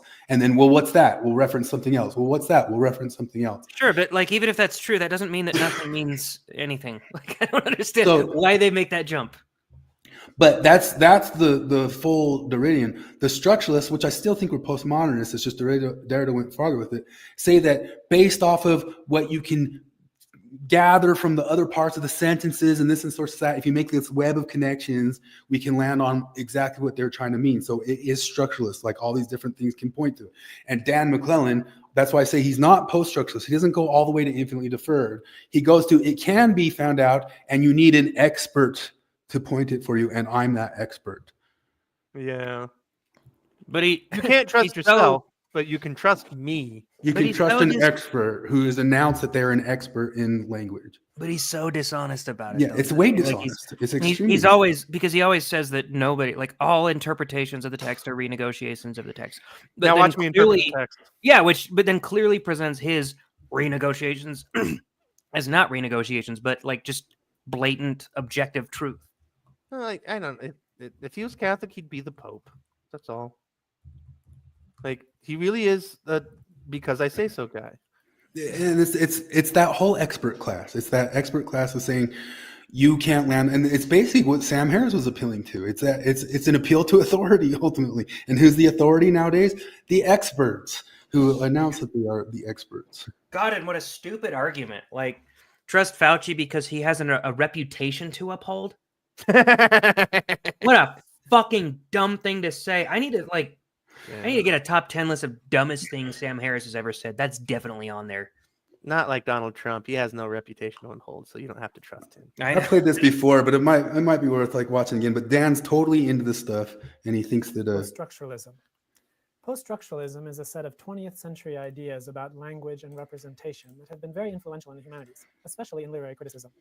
We'll look at these ideas by focusing on one key concept in post-structuralism, the chain of signification. The chain of Post-structuralism is an signification. extension or evolution of an earlier movement called structuralism. Literary critics often trace structuralism's beginnings to the work of the Swiss linguist Ferdinand de Saussure. Saussure looked at an element of language, let's say a word, and divided it into two parts, the sound of the word and the concept it represents. He called the sound of the word the signifier, and he called the concept the signified. The union of these two he called the sign. This diagram appears in Saussure's. Whenever you get to somebody who starts getting into this stuff too much, you hear them start talking about. There's even like that guy whose name of their YouTube channel is FD Signifier. Like if you get somebody like that, you are talking with a gobbledygook specialist. The course in general linguistics. Saussure pointed out that the association of a given sound or signifier with a given concept or signified is arbitrary. There's nothing natural, simple, or permanent about it. Saussure wrote, the arbitrary nature of the sign dominates all the linguistics of language. Its consequences are numberless. This line, and its emphasis on the arbitrary association between these two halves, suggested an uncertainty or slippage in language that would become a key tenet of post-structuralism. How does that slippage arise?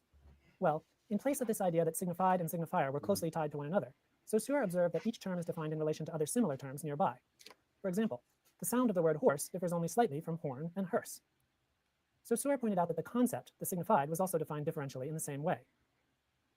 Defining meaning not positively, but negatively, as a kind of gap between adjacent terms, this also contributed to this sense of slippage. And This is why Derrida also said you can only say what something's not. You can't say what something is. And he used to do this like parlor trick of saying like, if anybody in this class can bring me a signifier, give me a signifier and bring me the signified, you'll get an automatic A. Yeah, so like you could bring him a chicken and say, this is chicken. And then he'd play some game like, is it a chicken? Yes, retard, it's a chicken. Like I want to refine and make a video of my theory of what philosophy is. I think I've explained it on here before. There's three people that philosophy appeals to. There's midwits who desperately want to sound a lot smarter than they really are by overcomplicating bullshit. There's I can't remember the second one. There's people that want to fuck kids. That's it. They just desperately want to justify fucking kids. And then the third is genuine geniuses. Yeah, the third is genuine geniuses who inevitably go insane. Yeah, those are all Foucault. Let's see. And that's why he's the most famous one. He managed to get all three. He's a triple threat. He can act, he can sing, he can dance. He's Foucault. But you get why this stuff's so popular with them, because we're going to watch it with Dan and with Jim Bennett. Is that all you need to do is like say a word and then start spreading the word. Jim even said that they're going to make concentration camps, and you saw me already start arguing with the leftists. Like it's not a concentration camp. Well, what's a concentration camp? What's a concentration camp? The dude at work was talking about Kamala kicking Trump's ass at the debate, and he's like, he said that they're eating the dogs and cats, and I was like, she says equally batshit things. He's like, give me an example that they're going to make concentration camps. They're not going to. They have said on the air that if you have a period tracker, get rid of it because J.D. Vance wants to track your period and prosecute you for miscarriages. That's nowhere in reality. At least Trump's thing is kind of tied to a reality that is an immigration crisis that we pretty much all agree exists at this point. Yeah. It's not the whole video. This gets to the point of like the infinite deferral real quick, just far-reaching implications to visualize it. In fact, Saussure had another diagram to express the blurry boundaries between terms. He redrew the series of signifiers as a continuum. And up here is another stream that corresponds to the continuum of concepts, or signifieds. It's language's role to delineate units of meaning and map between these two streams. It is mysterious, Saussure wrote, that language works out its units while taking shape between two shapeless masses. But Saussure's model remains simple in the sense that it's essentially one-dimensional. What happens when we introduce additional layers of signification? For example, the word lion signifies a particular animal, but on another level, the lion can signify another meaning, like courage, nobility, or MGM Studios. Here is Saussure's sign. The sound of the word lion is the signifier, and the concept of the animal lion is the signified. The two together form the sign lion. Let's turn this on its side and redraw it slightly, and here we'll put a label for the whole box or the whole sign. On another level, this whole sign is a signifier for something else, say, a king. We now have two nested signs, with one taking the role of signifier in the other. This diagram is adapted from one drawn by the literary critic Roland Barthes. And while Barthes focused on this two-term system... Barthes is the guy who says death of the author, which means that it doesn't matter what I meant when I said it. Whatever I layer on it as the receiver is what matters. So the signifier and the sign are that's Derrida. That's Derrida, right? No, signifier and sign is earlier. That's the structuralism. That's Saussure and Barthes. Yeah. Oh, he's talking about Saussure, and I feel like what he is doing is taking more steps than necessary to describe metaphor.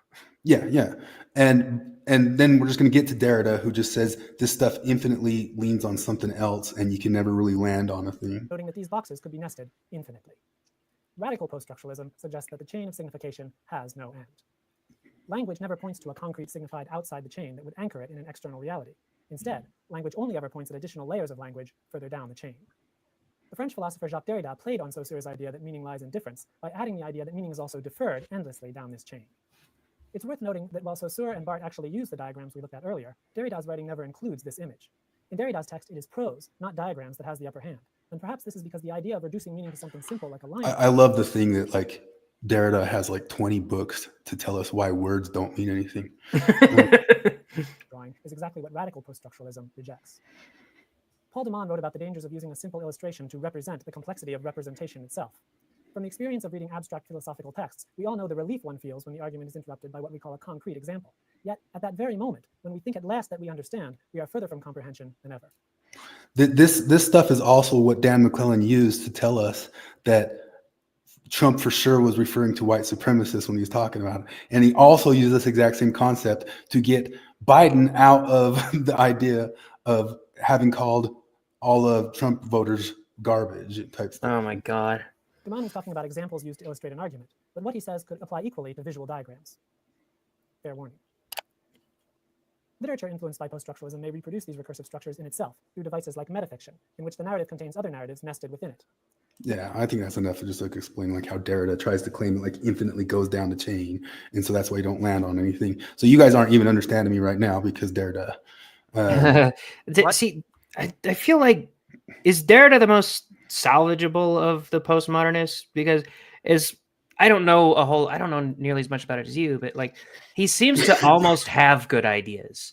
That's like almost every philosopher. That's why I say take a Nietzschean reading. First say, what are you fucking bozos on about? And then go, there's some points to that. Whereas the opposite is the Straussian reading of just saying everything you say is gospel because you've reached a certain level that this is all gospel. Like I love the analogy of kettle logic. That's fucking cool because people use it all the time, and I've explained it to a million people now, and they like it. But I don't know. And some of this is interesting. That diagram, that was pretty cool. But then to draw the conclusion from that nothing means anything that's so retarded. It's also not true. And if you want the philosopher who debunked him on it, it's Searle, Searle, and he debunked it with the concept that you just said it, and it's intentionality, which is a philosophical term that has extra meaning to it, but you get it just from saying it. Intentionality matters. What the person intended to say matters. See, that was oh my God, that was like my first, before I even knew what postmodernism was. Like I figured out part of it when one of my friends screamed at me, intention doesn't mean shit. And I was like, I know that's not true. Yeah. Like I just know it deep inside me. And that's why I say Searle's the guy to, if you want to know it on like the philosophical explanatory level, the intentionality gets very, very fleshed out by him of not just, just saying, well, it's just intention. He fleshes it out even more. I immediately thought back to, I might've told this story before, but me and my friends, we were at a steak dance one time and we decided that we were just going to like call, like we're going to ask the DJ, like, hey, can we borrow the microphone between songs real quick? We're going to ask our girlfriends to the prom. And he's like, yeah. And then we did it. And I went and told my mom, she's like, oh, you going to ask Chantel to the prom? I was like, oh, I did at the steak dance doing this. And what she said was, oh, well, that's an easy way to do it. And I like got offended. I got butthurt. I was like, do you think I'm half-assing it? But what? And she's like, I'm not saying you half-ass it. I said that's a nice, creative way to do it, and it doesn't require you to buy a bunch of shit. And then I was like, oh, I feel stupid, because her intention was to compliment, and my interpretation was that you're calling me lazy. And as soon as she explained herself, I was like, oh, I shouldn't be offended by that. And it was it mirrored in the opposite way this conversation I had with a friend. I don't even remember what we were talking about, but I said, I don't think that's what he meant by this. And he said, intention doesn't mean shit. It's how people interpret it. That's death of the author. Yeah. Well, and I'm like, how do you have any relationships if that's the way that you carry on? You can't have a relationship with a person because inevitably they're going to say something that you misinterpret. And then the whole thing is apologetics to explain why I can't actually misinterpret anything. All of my interpretations are valid and correct. And then it gets heavily abused by like Me Too movements and stuff like that. They say, well, it doesn't matter. All that matters is what this person felt and how they took it. It doesn't matter that one professor was saying the NEGA word for the word for in China. Somebody else interpreted it as the other thing. So death of the author. It didn't matter his intent or what he was getting at. Yeah. That's the game, you know. This means is that not only are our senses governed by our evolutionarily installed concern to protect our physical selves, but also by our evolutionarily installed concern for protecting our standing within the social identities that are important to us. Dan just infinitely says stuff that you know, just points right back at him. That he always kind of talks about what's the term that he uses, costly signaling. Dan's costly signaling, like right here. As well as the standing of our social identities, because we are fundamentally social creatures. And so whether you are aware of it or not, or believe it or not, your identity politics come before any actual conscious cognition that you engage in. And so if you immediately had a red flag go up and alarm bells go off. When I refer to Kamala Harris as a woke DEI hire communist, that's because your subconscious intuitive cognition perceives some kind of threat to either a social identity that is important to you or you're standing within a social identity that is important to you. That is an obstacle to critical thinking because we will frequently leverage our reflective cognition in defense of our intuitive cognition. It's called rationalization. We want to perceive that we are good. We want to perceive that our intuitions are good. So we might even say, believe all women, or I am being oppressed. God is talking to us, or that's the spirit telling us something. No, it's just our intuitive cognition telling us what it thinks we need and what it thinks we want. And so I'm going to talk a little bit about some of the people who are having a hard time with putting a serial sexual predator in the White House, because I want you to understand. You use that term, like you smuggle in that term as if it's already, you're talking past the sale. You're talking past the sale on that one to use. Well, and it's not even actually that difficult. So it's not even actually that difficult to explain why people would have a hard time putting a serial sexual predator in the White House. Because if you explain that to a Trumper, they'll be like, no, I would also have a hard time putting a serial sexual predator into office. I just don't think he is one. Yeah. That's what they would say. Like it's you don't have to like go through all these insane retarded steps to explain to somebody. I'd go far with you. Like I'd let you say like Risto can, you know, you say he's a serious sexual creeper, like or something like that. You can say, yeah. You know, no, but I know he's not a family values guy. That's for damn sure. No, I know creepers. Like I've worked with creepers before, and like they're always, they get too close to women, and it's weird and stuff like that, and sometimes the women will tell them, hey, you're too close, back up. And it's not the same as somebody who's a womanizer who actually is successful with them. Flip and I were talking about our friend who we know who's a very lefty person who is also a sexual, you couldn't say creeper, and a user, a sneaky fucker or whatever. Like he is a lot of different women. The feminist who uses feminists to get chicks, he is that guy. And he's gotten a lot of them and been with a lot of them and done it over time and been creepy and cheated on them and all that sort of stuff. But is that guy a sexual predator? No, I think he's right about the same, maybe on par with like Trump or something like that. And those women are consenting to the terrible things that he's doing. Well, and that's like he's never done anything illegal. He's just a dishonest piece of crap who lies to women to sleep with them. That's sort of the brilliant. That's sort of the brilliance of Matt Stone and Trey Parker, is that I feel like they've read none of this shit, and so they notice things, but they don't even realize exactly what it means or like why they're noticing them. Because that was a big story with PC Principal. He's one of my favorite characters. There's that part where like he's like, oh man, they think we're being like super woke just so we can slay puss. That's not why we're doing it. Yeah, I mean, I've said it since forever. I've brought it up on the Longhouse and stuff like that. I think a pretty high IQ 13-year-old has thought every philosophical thought ever. They just didn't know which philosopher they're supposed to attribute it to. You know what I mean? Some other philosopher I was supposed to say this because they thought it first. Even though I sat there wondering at 13 if your red is the same as my red. I guess I'm Derrida. Nope, I have to attribute it to Derrida. I know. No. I remember. Is there anybody who hasn't thought about that thought when I was a kid? Yeah. I remember going like, well, wait a second. How do I know that we're all seeing the same thing? And then I talked to my cousins about it. They're like, yeah, I had that thought too. Like, we weren't smart. No, I know. I remember. No, you were. There's people who aren't that smart who maybe don't ever think of that. Yeah. I remember explaining that to my friend. I was like 14 years old, and I was like, oh, I used to think about, like, I remember thinking, well, what can I even, like, what if there is no God? Like, what if there isn't a God? And I'm like a 10-year-old Mormon thinking about this and thinking, well, how can I know that there's a God? Like, well, how could I really know? And what are the things that I can absolutely know? Like, what if these people are just projections? What if it's all in my head? What if I'm in some weird, and I didn't have the words to describe this eloquently, but I was like, I guess the only thing I can really know for sure is that I exist. And he's like, oh, who's that guy that I think therefore I am? Why can't I think of his name? That's Descartes. Descartes. Yeah. He's like, whoa, you figured out Descartes when you were 10. And I was like, I thought I was so smart. This is 14. Am I what I am, or am I am what I do?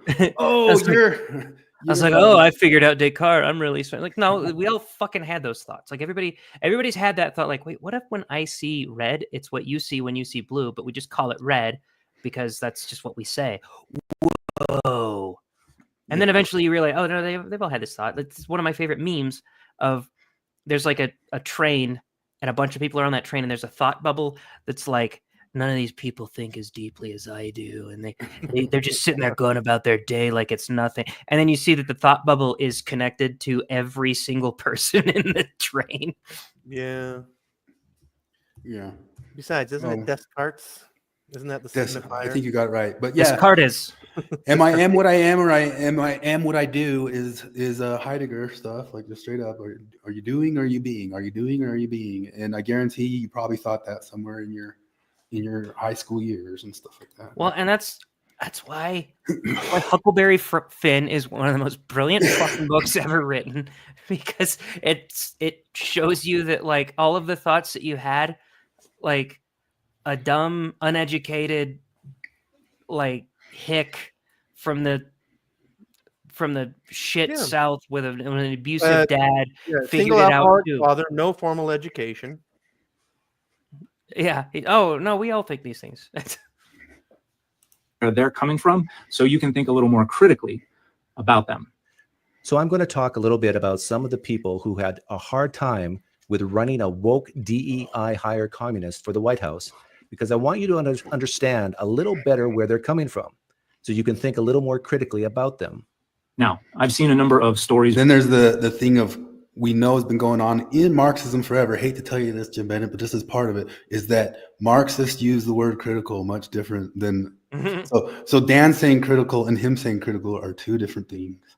Recently about folks who have had relationships severed, particularly women. They've either done the severing themselves or they've had their relationships with family members and close friends severed by their family members and close friends because they've raised objections to running a woke DEI hire communist in the White House. They've raised objections to putting a serial sexual predator in the White House and those friends and family. How many people do you know that have cut off their kids because they didn't vote Trump or because they voted Kamala? Like, I don't know of any, but I'm sure I'm sure there are some, but like it's a whole movement now. How many of them are bragging about it on TikTok? Yeah, not as many. Not as many. Go to that. How many of them went on MSNBC and on the morning show and said, if your family voted Kamala, don't go to Thanksgiving for your health? Yeah. Holy shit. That's insane to me how quickly they'll tell you to sever ties with people. I went to the 4B movement subreddit, which is even more insane than it sounds like it. Like you could see it being pretty insane, but like there's this woman on there asking like was it tough for you guys to sever ties with the males that you love and you view as allies? And they're like, yeah, it's tough, but you got to do it. Wait, what? No, my dad said some crazy shit in my life. I wouldn't even consider severing. My dad, if I voted Kamala Harris, he would make fun of me every time we hung out until I died, until he died. But he's gonna be my dad. You guys are fucking insane. I mean, like, you know, like I think we saw this in the was it just a couple months ago when CNN did that slightly ethically questionable thing where they interviewed a bunch of 12-year-olds or like 10-year-olds about politics. You guys know that thing, and they asked them. Yeah. You know, the whole and thing. All the young kids, like the Republican kids, didn't know shit. But the big thing was they asked them they asked the Democrat family kids, would you go play at the Republican house, and they said no. And they asked the Republican kids, would you go play at the Democrat house, and they said yes. Yeah. Like at 10 years old, they've got it figured out. Risto says, I've never had that thought. I think I was a philosophical midwit, and Troy says midwits unite. That's the problem with the Christians is I think that you can't be a Christian and not have had the thought, am what I am, or I am what I'm being. Like, I think they got to Heidegger first, in my opinion. Don't care. They say you're ruining relationships because of politics. And that's just a rationalization. I want you to do a bit of a thought experiment with me. Imagine you're a child growing up in a house. This is the problem, is like they all voted for Biden, who is just as accused for years. Like they cherry picking it. So I have some sympathy for people saying that, because Risto says some people would have voted even if he was a predator. And I think that is true. Like, yeah, if it was for sure true. And I would not have. Like, I would have said, like, I can't do it. This is proof positive. But I don't think anything in there is, I think it's all just hazy gray area, like so many things are. Well, the problem was they might like actually at some point, it's a whole boy who cried wolf thing. You know, they might at some point actually have real evidence that like Trump went to Epstein Island. And I just won't believe him when they say it. Like, no, seriously, I know we were bullshitting you. Yeah. We were bullshitting you for you, but like this one's real. It's like, I mean, because Clinton, like, isn't that the whole thing? Like, Clinton went to Epstein's Island, right? We know this. Clinton flew on Lolita Express 22 times and did not bring Secret Service with him. Mm-hmm. But those same people bring up that Trump had some sort of relation with Epstein, knew him, talked to him, and that sort of stuff. But there is also testimony from different women from the Epstein stuff that said, no, Trump was never involved with this. That also exists. Well, and there's also the fact that Trump was the only person in that first Epstein case who testified against him without having to be subpoenaed.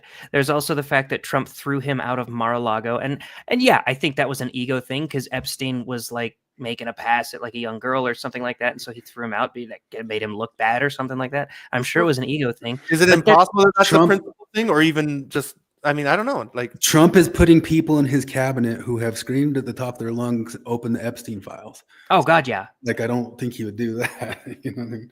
So. Yeah. Well, like, I mean, I know I've said it before, but like, that's one of those things where, like, when people ask me, like, oh, what did you have to change your mind about? And that's one of the things I had to admit I had to change my mind about in the face of evidence, which was on 2016.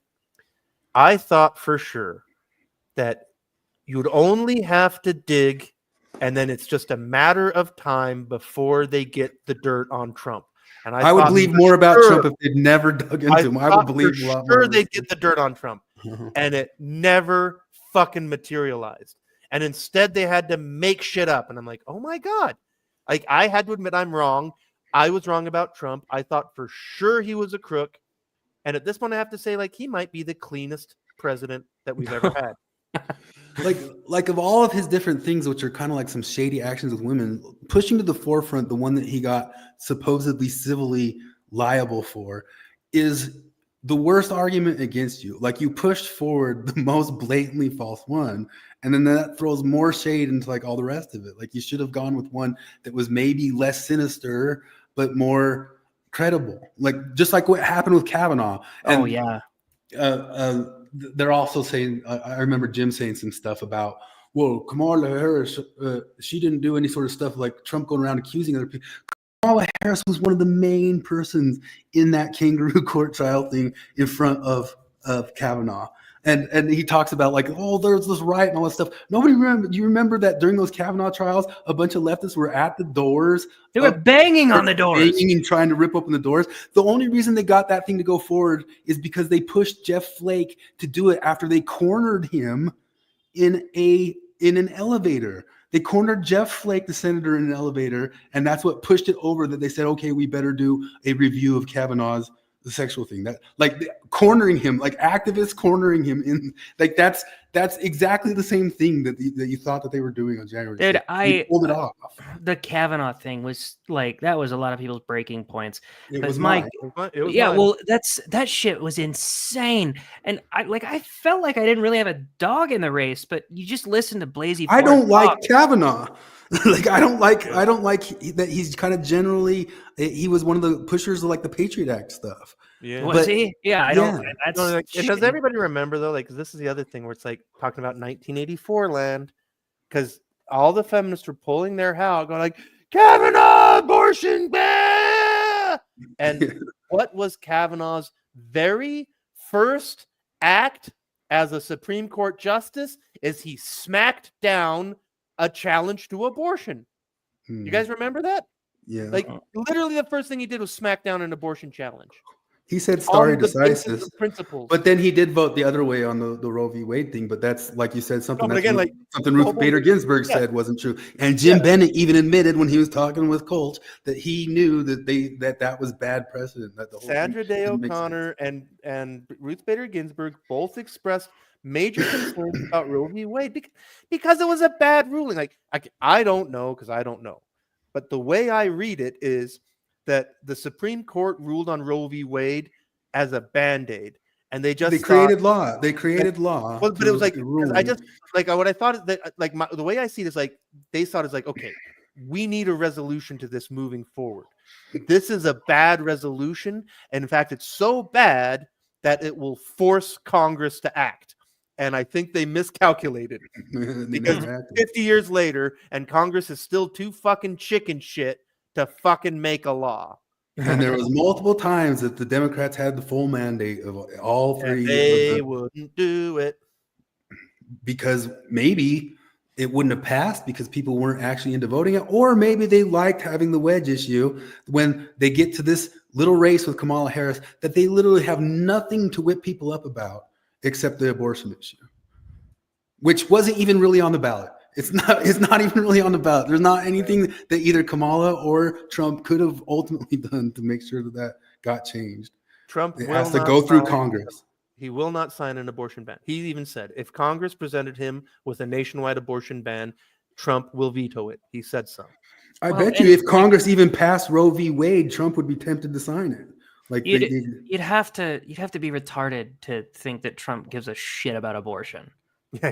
Because they'll try to point it out as if it's some hypocrisy. They're like, I bet Trump has funded several abortions in his life, and I'm like, I bet he has. Yeah. I bet he's knocked up mistresses and funded their abortions, and I don't like that. It doesn't make him a hypocrite because he's never said he's against abortion. Yeah, no, exactly. Yeah, exactly. Like again, this is that 1984 thing where it's like, for all of our lives, like I remember in the 8th grade, we made jokes about Donald Trump, and it was that he was a playboy. He was a rich playboy. And like for my entire life, Trump was a Democrat and a Manhattan playboy. And that's all he ever was. And he was fine with gays and trans and all that. He didn't care. He liked making money and he liked people liking him. And that was that. And then in 2016, he immediately became the arch conservative, like ultra Christian, all this shit. When it's like, how did this happen in your guys' brains? Like that's not what that ever was. He's always been a playboy. And like he was a Democrat and he stopped being a Democrat when he realized that the Democrats were full of shit. Then he switched teams. And Also, that was though, only recently. if anybody doesn't vote Trump or doesn't want to vote Trump because they're grossed out by his playboyness stuff, God bless you. I don't. Yeah. I don't want to unfriend you. You know. Physical abuse or maybe even sexual abuse. And it is either done by the authority figures in the house or it is excused and ignored or facilitated by the authority figures in the house. Imagine you're a child growing up. And I didn't want to unfriend you when you voted for Biden. Well, like Dan, like I want to do this whole thing again with Dan, only like instead of saying sexual abuser over and over again, how about liar? How about that? Just that. How about serial liar? Did you vote for a liar, Dan? Because I know you did. I know that all you've ever done in your political life is vote for people with a long history of lying. So let's just replace serial sexual abuser with serial liar and play your whole fucking dumb game again. In a stable home where there is no emotional abuse, no physical abuse, no sexual abuse, and this child has a strong identity because they have great parents. People who grow up in situations like that often don't feel safe or comfortable in their own homes because they know at any moment somebody could come in and can abuse them, and they have nowhere they can turn. The people they're supposed to be able to turn to are telling them it doesn't matter. This child is taught the value of hard work. They study and study, get straight A's, they ace the SATs, then apply for scholarships to prestigious universities. And then we elect a woke DEI hired communist to the White House who says someone who didn't achieve what this child achieved, but has darker skin shades, should get the scholarship in the name of equity. And hopefully they are able to get out of those situations and they grow up and there's probably years and years of therapy, but maybe they feel safe living on their own. At least they don't live within a household where they know that at any moment someone could come in and rob them of their autonomy and of their safety. And the authority figures, the people who are supposed to protect them, would tell them, it doesn't matter. It's your fault. We can't ruin this individual's promising future. Or imagine this young child who is a girl, loves sports, and works hard, trains every day, and applies for an athletic scholarship. And then we elect a woke DEI hired communist to the White House who says a male who has obvious advantages over the girl should get the scholarship in the name of inclusion. And then we elected a serial sexual predator to the White House. And a lot of people don't realize how re-traumatizing this was because it took that limited scope where inside their house they felt unsafe. And then it expanded it to the whole nation. Imagine this young girl goes into a change room at her local fitness club, and while changing, a male who identifies as a woman exposes his penis to her and says, "Don't worry, I'm a woman," which this woke DEI hire candidate supports. So that now they don't know who around them might excuse serial sexual predation. They don't know who around them might say, "Oh, well, your feelings don't matter. Oh, well, you deserve it. Oh, well, your body, my choice." Oh, dumbass. I think, like, this is one thing I like, the whole like, "Oh, you deserve it" thing. Like, just that's the only message I've ever gotten from feminists when I tell them about my life is, well, that's the least you deserve. Okay. Yep. The system, Flip, you got to understand, the system wouldn't have fucked you over so hard unless you were a piece of shit. Exactly. Yeah, no, I had it coming. Men have had it good for too long. Fuck, man, I don't know how people can, like, I keep thinking that, like, certain things will jog people out of trusting our institutions.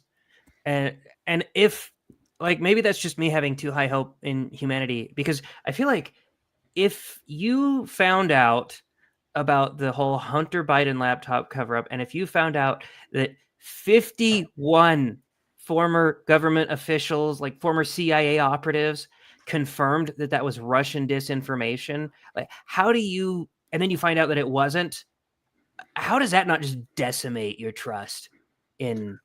They confirmed that it looked like. Oh, okay. Destiny had a stream today about white men being shit on. Ooh. Dude, lefties are coping right now. It's the funniest thing ever. They're trying to figure out how to, like, what to blame. And like, I don't know, that whole Sam Harris video that Dave Smith was responding to, like, he made some kind of interesting points in it where he was basically blaming it on the trans shit. Like, saying, there's some self-reflection this time. Last time there was zero self-reflection. This time, yeah, they're like, did we go too woke? And then, of course, you got the Kyle Kalinskis and the Dave Packmans that are saying, no, it's not that. It's not that we weren't Republican enough. No, we're not telling you to be Republican. We're telling you maybe don't shrink. Because I see that fucking tweet that was super viral that all these feminist news sites are retweeting about if a trans girl runs, like if your daughter is placing 11th in track, a trans woman getting kicked out of her track event is not going to make her faster. And I'm like, there's no way that you can't, that takes so little brain power to just be like, well, I know it's not going to make her faster. Nobody said it was going to make her faster, but like if a trans woman is in there and she gets 12th place and because of that doesn't get a scholarship, that's a big fucking deal. Yeah, and I saw somebody comment back to him, or just something like that, and it's the exact same point can be made of, well, if an ostrich was put in that race, it wouldn't have made your daughter any faster. It just doesn't. Yeah, I know. It doesn't compute. We have a race of 10 women and 13 cheetahs. The cheetahs don't make them any slower. It's just, but the cheetahs get all this fucking scholarships. And why would we pit women against cheetahs? Why would we pit women against men? That's the whole point in having the different categories, because my God, I started listening. Andrew Wilson had another debate with somebody on Modern Day Debate the other day about, are trans women real women? And I got like 10 minutes into it before I was like, this is so stupid. Like, why am I even listening to this? They're just sitting there. And I think the best expose of this was Rationality Rules talking to Peter Boghossian and Colin Wright, when his definition for woman was so insane. His definition for female was so insanely specifically worded, and it was word for word the exact same as his definition for male. Like, it was the same. That's so stupid to me. Yeah. Or worse yet, imagine this young girl's hanging out with her friends one night and then on her way home gets raped. I think it's kind of funny because it kind of takes a bunch of people who don't know anything about competitive sports to not understand that. Like, even when Scott Adams like talks about it, because he just kind of goes, "Oh, it'll do better." So you've never been in the competitive sports. You've never given everything you've got to something and scored pretty well and been proud of that pretty well. You know what I mean? Well, if Captain America were a real person, we wouldn't let him in the NFL. And so as I mentioned here before, I'm a physique competitor. I took second in Utah twice. Top 2 positions get nationally qualified. So I didn't win, but I got nationally qualified. And if suddenly Captain America was entered into that thing with me, he won and bumped me down to 3rd. It mattered to me that I didn't win, but I made a cutoff point. And that's one of the things you brought up, is there's a cutoff point for getting scholarships, or like when that Leah Thomas raced, there's a cutoff point to even being invited to that race. Like, we actually don't have any data. The race, Like we the problem though, Chris, is that we don't have any data to suggest, or studies, like massive studies, to suggest that trans women have an inherent advantage over cisgender women in sports. Like, I love it when they say that, because there's that thing is real. The Reddit meme of the douchebag Redditor being like, "What's your source?" I was like, actually, I don't fucking need a source. My source is that Leah Thomas against males was like 200th, and then against females was in the top 10 in like almost everything. It got that's my source, you dipshit. It got cut out of last week, and I wish it didn't, but it was NBC. But we showed that little clip of the government in the government. Jack goes to the government, 30 Rock, and it has a thing where the ceiling's leaking, and he goes, "The ceiling's leaking." He goes, "No, it's not. We've looked into it, and it's not." He's like, but it's leaking. And then later he like puts a bucket up and goes, "Okay, I'm going to stop this leaking." He goes, "It's not leaking. I'll show you the study. I'll show you the study later." And it got cut out because I can't play NBC on here. But it's just such like a perfect example of that. Like, it's not leaking. I've got the study for you. Been murdered by an illegal immigrant who awoke DEI hire communist lets into the country. They don't know if something is going to happen in the post office. They don't know if something is going to happen when they're picking up their kids from school. They don't know if something is going to happen while they're sitting in a pew at church. And so when you don't take seriously the fact that running a woke DEI hire communist to the presidency turns the nation to a place where a lot of people no longer feel safe and no longer feel like their efforts matter. That's a problem. And so when you don't take seriously the fact that electing a serial sexual predator to the presidency turns the nation into a place where a lot of people no longer feel safe and no longer feel like they can trust the people around them, that's a problem. And when you just dismiss them as putting you have a current serial supposed accused sexual predator. Like they say that Trump's own laws or something like that would have gotten him, like Biden's own stuff would not allow him to get a degree at any college nowadays. He's the one who passed Title IX stuff, that if there's an accusation, your degree gets held back. There's an accusation against Biden, he wouldn't be allowed to get a degree at any university. Politics ahead of relationships. That is just finding a rationalization for why you should not have to care about the fact that you have made the nation an unsafe place for so many people. And if you immediately set to coming up with excuses, again, that's that intuitive cognition trying to make you feel like you're a good person for running a woke DEI hire communist for the White House. It's the day after Crystal knocked. And somebody's like, you know, Dad, I'm uncomfortable with all of this Jew hatred. And he's like, well, you're just finding excuses. Just imagine Dan's voice right there. Like, no, you're missing the fucking point. And if you did help put a serial sexual predator into the White House, it doesn't necessarily mean you're a bad person. It means you made a bad choice, but you can still be better. You can still. You made a bad choice when you put Biden in there. Is that how that goes? You made a bad choice.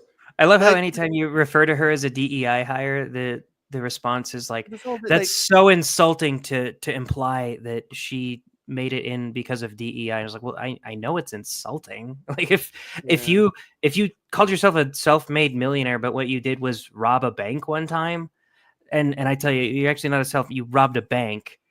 Well, that's insulting. Well, I know it is. It's supposed to be. And like, she's explicitly a DEI hire. Like they said she was gonna, like they were, we got to pick a woman of color. Like, well, okay. He even said it more explicitly than that. In some speech, he said America more dangerous. He said it's making the country more dangerous. Like, what? Like, did it become more dangerous to be a female intern because of Bill Clinton? Like, is that what you're saying? It's more dangerous? Like, no. There's just no high ground, and I'm tired of acting like they have clear high ground in the stuff that they're talking about and doing. Still do better. And that's the ultimate point, is because me everywhere I've said you have no high ground, vote. If you win, you win. You know what I mean? I don't want to rip your person away or something like that. There's no high ground. No, it's not. Oh, you're trying to compare this. Yes, I am comparing them because they're almost all exactly the same. I do compare a narcissist to a Machiavellian. There's no high ground. Vote, and we'll see who gets the mandate. If there is actual crime, not just your guys' whipped up lawfare, because Jim Bennett brings all the time too. He's a convicted felon of 34 counts, and that case is so full of shit. And the thing is based around him being a miscreant, doing something outside of a marriage with a porn star. But if you think that all the other politicians haven't paid for hush money to different people and that it wasn't fully legal all along, but this time they came up with a novel reason. Clinton paid Paula Jones and a bunch of other women off. Like, we know this. And Bill Clinton, if that's not sexual. I know that Bill Clinton didn't put in his business records, this is $750,000 so that Paula Jones doesn't go public with my affair. Do you remember when they had that report just a couple years ago that one of the largest funds in all of Congress is the payout for sexual, not what is it? Just the harassment cases. Yeah, just the harassment. They have major NDEs and stuff paid out all over all of Congress. Yeah. And I guarantee you some of those are probably innocent situations, but they still paid it out. Yeah. Well, there you go. Like going back to good old fashioned John Larson days.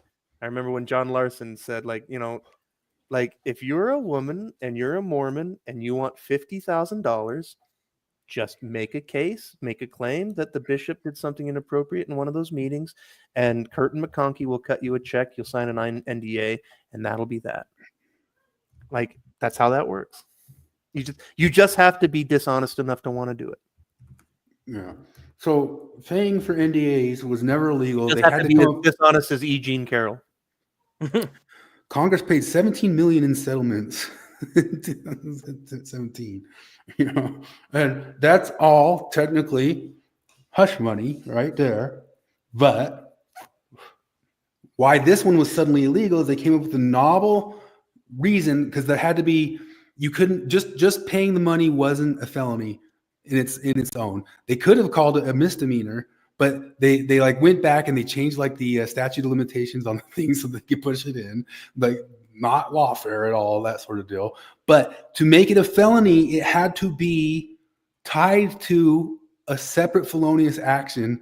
And the judge gave the jurors 3 different possible theories of why they could do it, not one. Like if it was definitely a felony, you would have one reason why the second reason why that paying that money was a felony.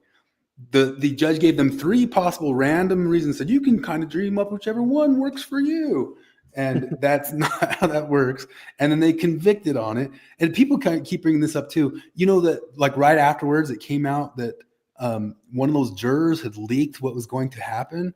And that throws that whole entire case into question. And then it has never been like since the sentencing has never happened. It's not truly fully finally a conviction yet. And the judge himself said the whole thing got thrown into a possible mistrial because one of the jurors leaked. I don't know.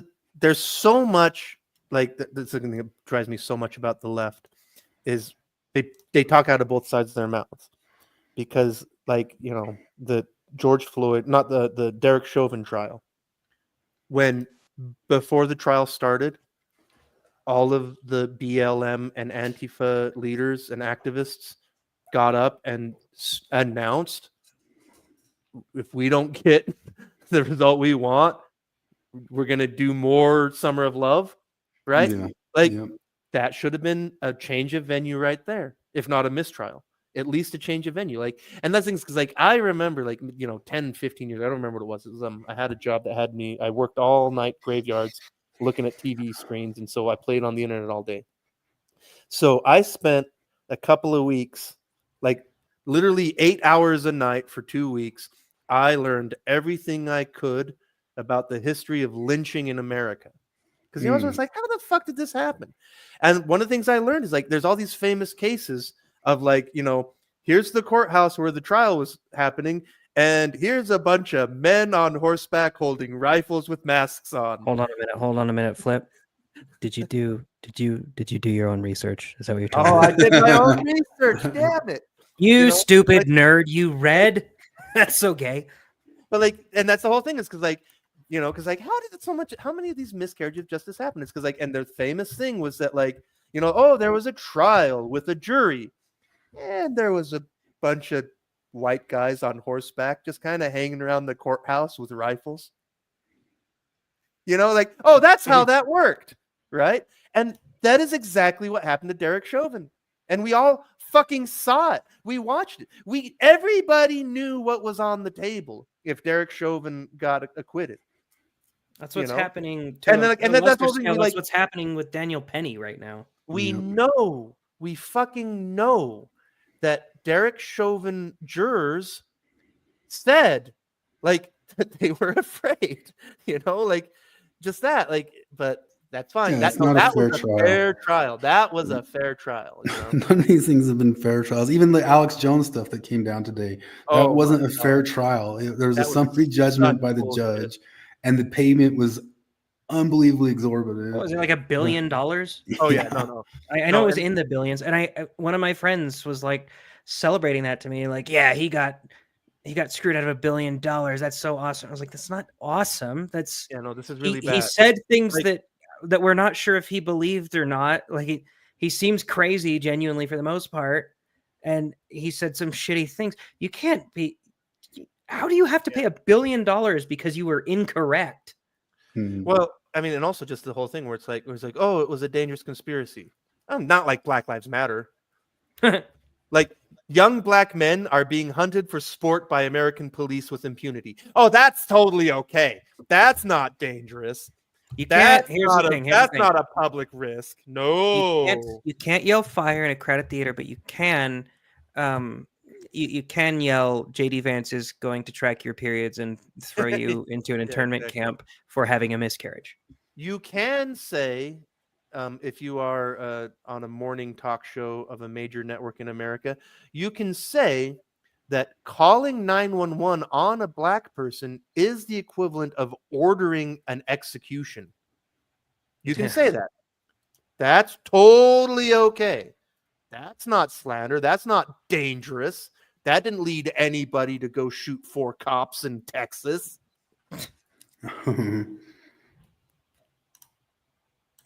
Finishing off. Look, we paused right on the do better. Do better. Do better. Do better. I can't. Anytime somebody says do better, I can't resist just spurging out about it.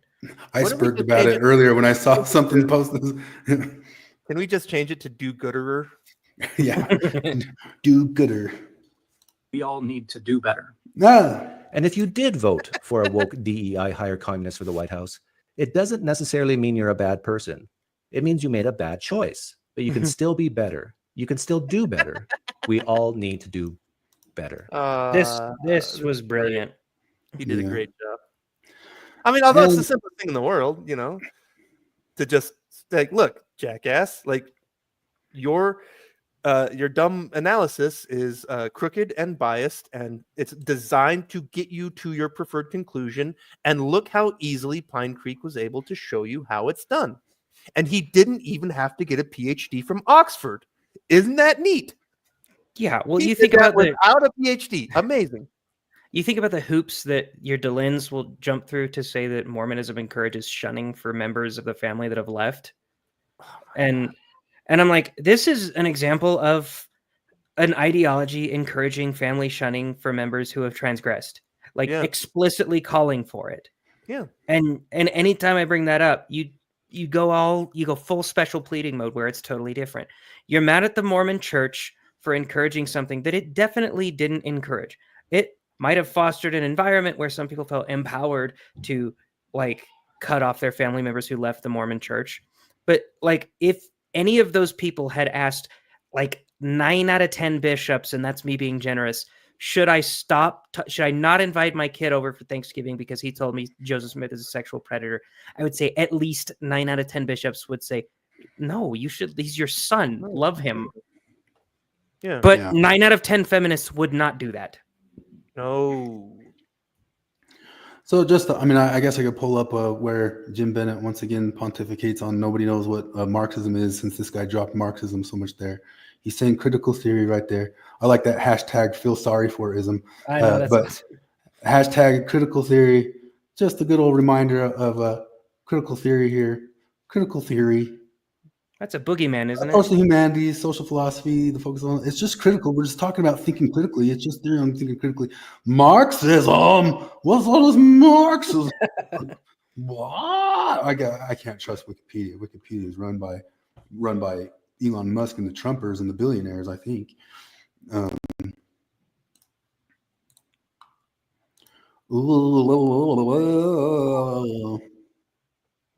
can't remember every little thing he said in here. I think I have a list of dumbness. I got like 3 questions out to. Yeah, Jared and I popped up at the end, although they ignored me. Jared got questions just asking about abortion to him because he brought up abortion, but I don't get why Jim Bennett at any point as a Mormon didn't just bring out the thing of saying, I'm not voting on abortion. Abortion's not on the ballot. Nope. He had to go full-throated defense of all the Democrat abortion positions. Yeah, that's one of the easiest dodges you could ever do. Like, I'm not like Trump isn't gonna ban abortion. I'm not worried about that. Neither of these two can do anything about abortion. It's up to Congress. Frustrated.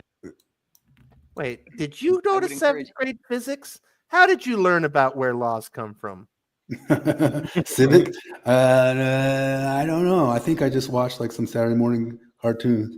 I'm just a bell. I'm just a bell. Anybody, we're not really going to get into it here because Jim's kind of done it. But I would encourage anyone who really wants to hear a very passionate Jim Bennett to get his take to go listen to that episode. I think it's worth listening to. And I'm actually going to wet y'all's whistle. I'm going to give you a little clip of Jim. It's about a 2-minute clip. Is that okay, Jim? Sure. Okay. So frustrating. Here it is.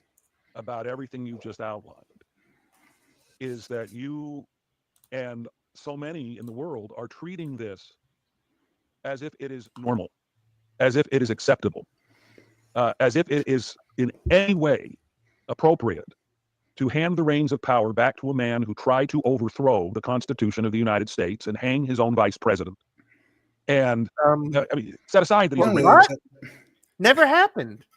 Yeah, they have to use their. Did everybody forget about when like 1,000 different celebrities urged the electors not to vote for like?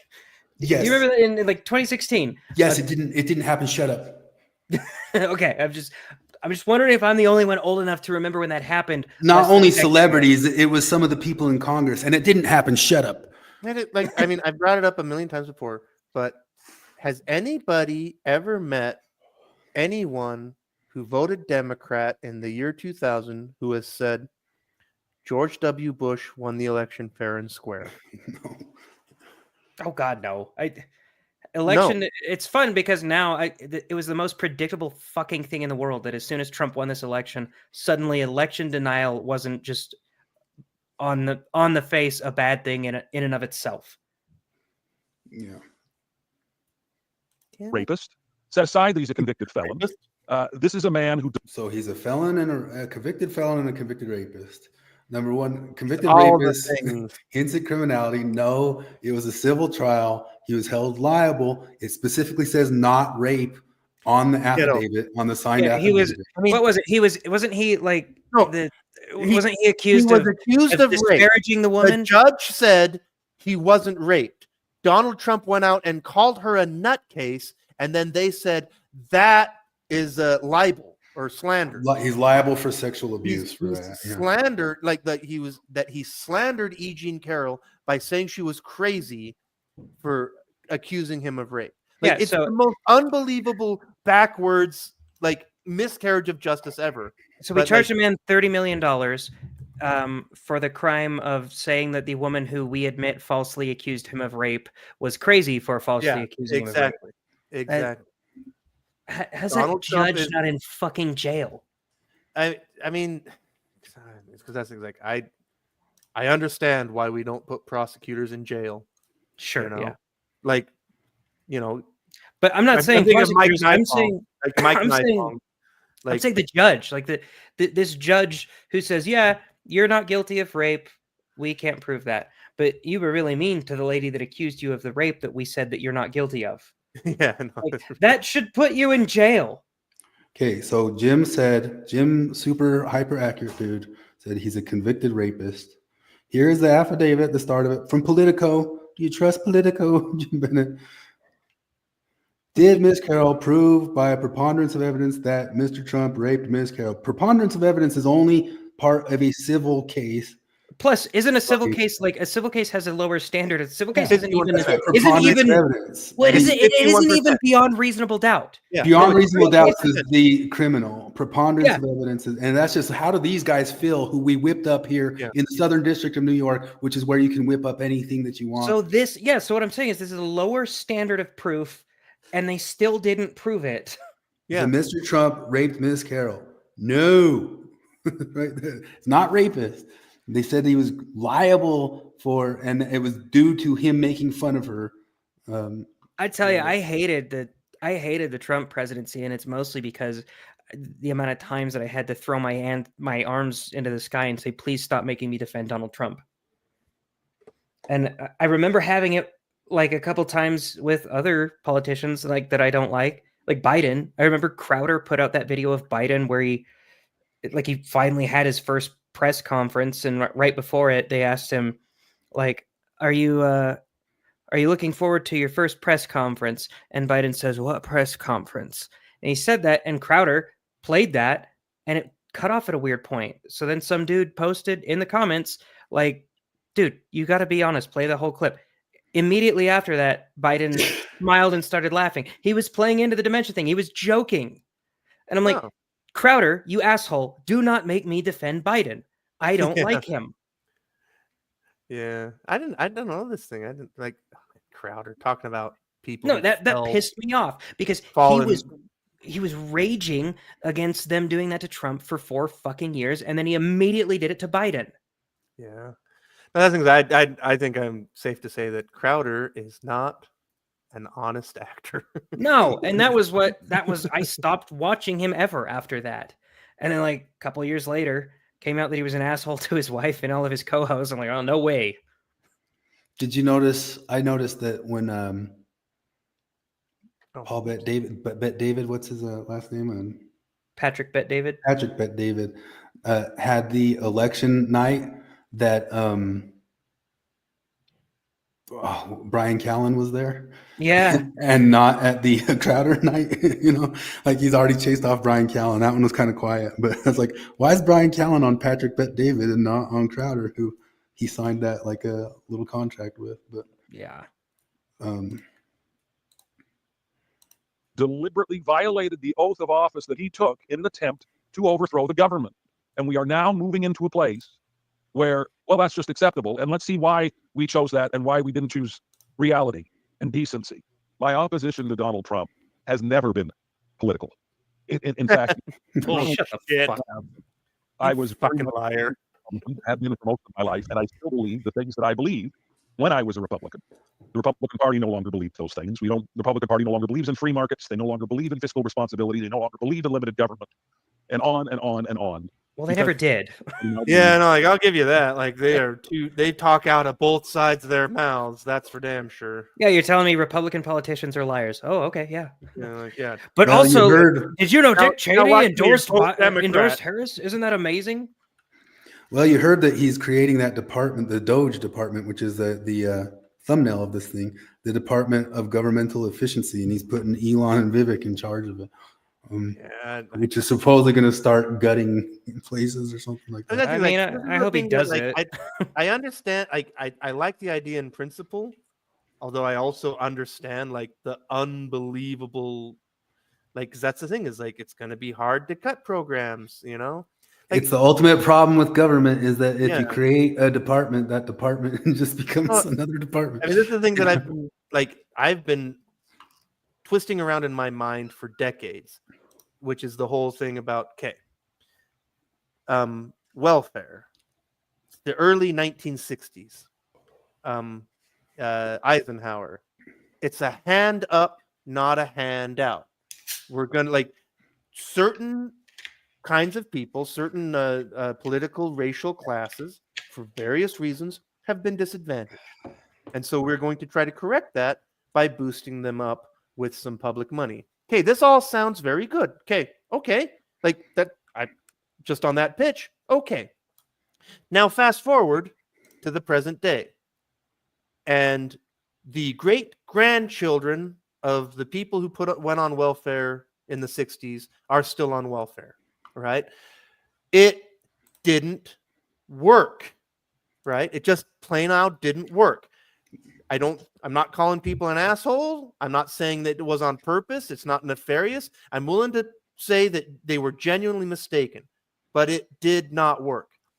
But how do you even begin to unwind the welfare system when there are literally 4 generations of families that have only known welfare? Like, and I really have no fucking idea how you do it, because like it seems cruel to just cut them off, but you just start winding it down. Like, sorry, grandma, you get $100 left of welfare every month until you're on your own. Like, I don't fucking know what to do with that. Like, I don't know, maybe just grandfather them in. Man, I tell you what, though, like, I mean, I do wish they could cut back on all that stuff. I mean, I think I have another meme here. Oh, here it is, the Jimmy Carter meme of they're talking about eliminating the Department of Education. Like, I want to get rid of the Department of Education.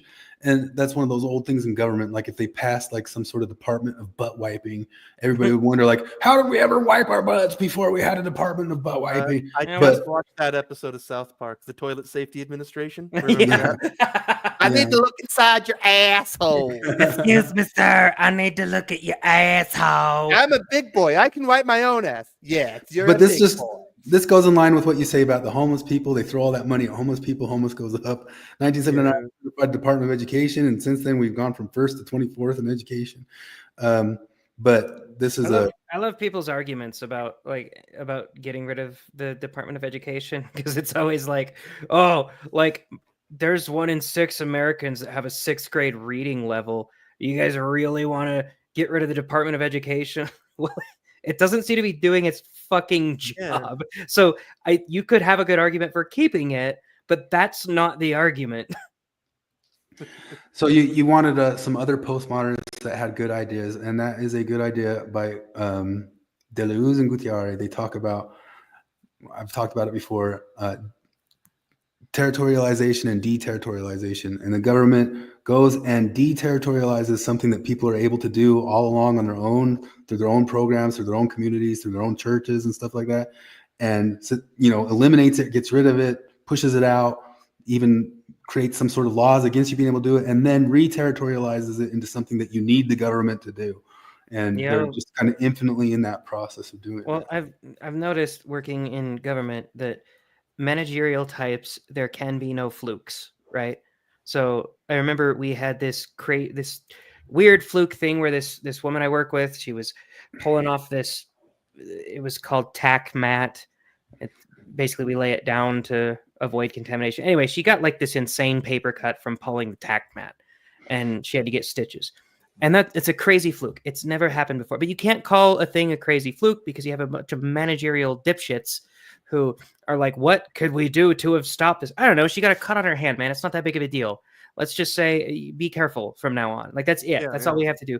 And learn your damn and it'll happen again, like in 15 years or something like that, but it's not a big deal. And so what they did was, for everything, they made us wear these cut and puncture resistant gloves, like an amalgamation of them that made it difficult for me to do my job.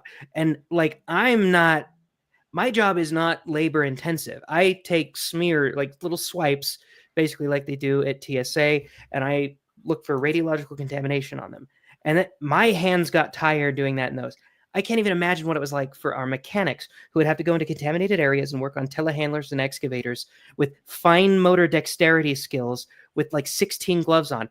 And lo and behold, like 5 different dudes got carpal tunnel from it. Like, you made it so much worse. But there's no going back. There's no like saying that once it's there, you don't ever get rid of it, because nothing was ever a fluke. Yeah. Well, this was the thumbnail here for this of what the Department of DOGE is supposedly going to do. And some people hope that what happens at Twitter is what might happen to the government right there. That's shown in that picture. This is the way. I hope so. I mean, but Mitchell says right there, MAGA forgot about election fraud. I don't really think that they did. Jared shared this meme before. MAGA 2020, lefties 2024. How the fuck did Biden get so many votes? And it's still like a huge question mark. Like, doesn't make like very much sense. And I've seen plenty of MAGA people saying, audit all the elections, even this one, and let's get this stuff legit again, or something like that. But I don't know. I should film my mental breakdown and post it online. I've got a bunch of things there. I'm not able to upload the slides for some reason to StreamYard right now.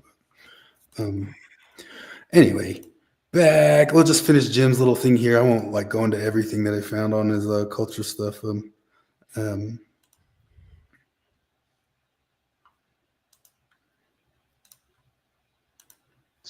Donald Trump should get. But that, regardless of all of that, the thing that this election has broken, both nationally and internally for me as a human being, is the importance of a common reality, the importance of a common shared set of facts. Yeah, you don't share those with me, Jim Bennett. Like, I look into some of the things you say and see that you are incorrect about them. Maybe you're not lying. You are gargling a bunch of repeated tropes that we know get put out all over there, but we don't share those facts because you don't look into those things. You don't look into what the pushback is on that sort of stuff. And you blocked me from talking to you on Twitter because you were talking about Trump. If you do this, you're a rape apologist. I said, who's Tara Reid? And that's who claimed Biden fingered her. The same thing that E. Jean Carroll claiming ultimately happened. Except that we actually have corroborating evidence. We actually have a contemporary witness in that her mom called Larry King live. And we have the fucking tape. So like that right there makes it 1,000 times more credible than anything that was claimed about Kavanaugh. And I still wouldn't say he's a rapist. I will not go that far because I have these principles that I learned in 7th grade civics. Gay. No. People he didn't get convicted of anything and people voted for him. He was the president. Well, we're not going to overturn that. So he was the president. We did it. We lived through it, you know. What percentage of presidents in the last, I don't know, 50 years do you think weren't rapists? Because I'd be willing to say Jimmy Carter definitely wasn't a rapist. Probably not Reagan. I have no fucking clue about the Bushes. They're so weird and shady and deep state. Clinton, absolutely. There's no fucking way. Like I don't know. And you're right. It's never been Lyndon B. Johnson. If you don't know about Lyndon B. Johnson, he had a large dong, and he liked to show people jumbo all the time. Like he'd go. You know that, but Trump talked about Arnold Palmer's cock. Here it is right here. People talking about it, reviewing it. And they said that he would hold cabinet meetings in the bathroom and whip out his cock in front of the people like in the bathroom and use the bathroom to show people like, look at Jumbo, to intimidate them or something like that. Like, I wonder if it worked. I wonder what the foreign policy was. Like, because there's that story about Trump telling the leader in, was it Afghanistan? I think it was a Taliban leader. It said if any American, like he showed him a picture of his own house and he says, if a single American dies during this time, I will kill you. And then he stopped it. What if he just whipped out a giant hog and was like, listen here, bitch. Yeah. You see my dick? You see Jumbo? So one of Jim's main point here is like, this is not normal. Yes, it is normal. Like it's all normal. It's absolutely normal. We know JFK like slept with like 14 different women in the White House or something like that. Mm-hmm. It's as normal. It's as American as apple pie. You know, going all the way back and stuff like that. And you're saying what's not normal is like how hyperbolically, irrationally divided people are getting. Guess who a huge part of that equation is? You, Jim Bennett. You. It's you. All right. So, needless to... He said a lot of stupid stuff in this one. I mean, he brought up the Marxist stuff, and he keeps like saying like, I don't know how these guys aren't self-aware of themselves, and Jim's the least self-aware person on planet Earth. Is there a concept more Marxist than equity? No. Yeah, that was the thing that convinced me to go do a symbolic vote for Trump in 2020. Is that like I heard Kamala Harris, she like the day before I was going to vote, she released some insane video on equity and where she just all flat out states that we need to worry about equality of outcome, not just equality of opportunity. Okay, you're evil. You're maybe not evil, but like that concept destroys nations. Risto asked if the terms Johnson came from Lyndon B. Johnson for talking about the dong. I'm trying to look it up. Johnson. Yeah, I wonder.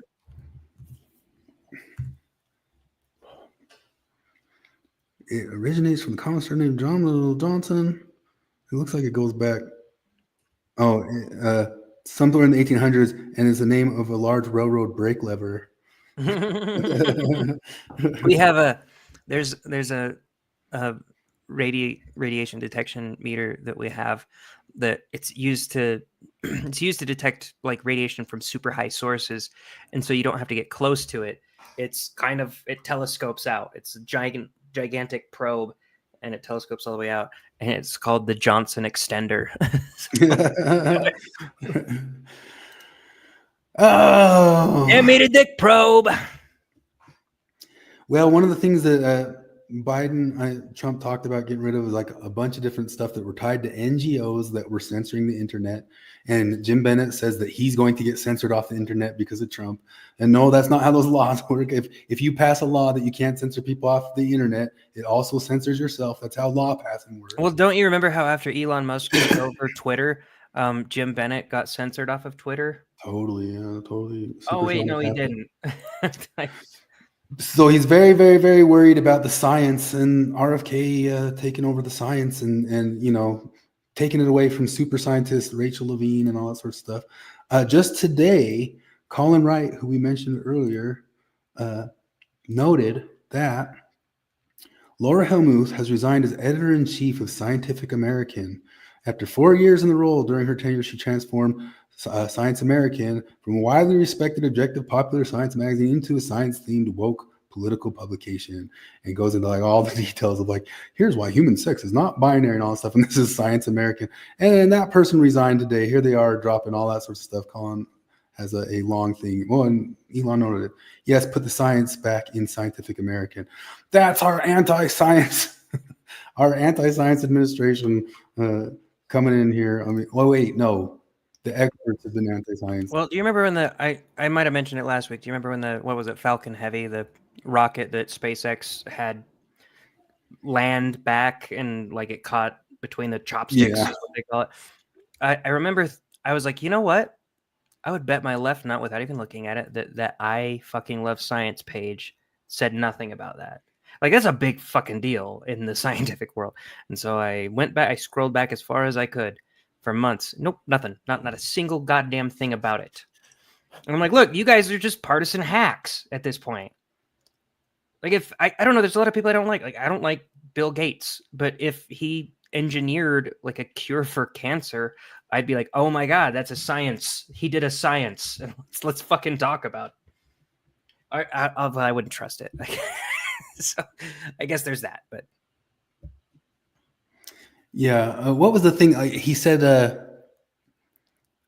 Trump tried to get Pence hanged. That was like there's reports that there were people out there that were saying to hang Pence.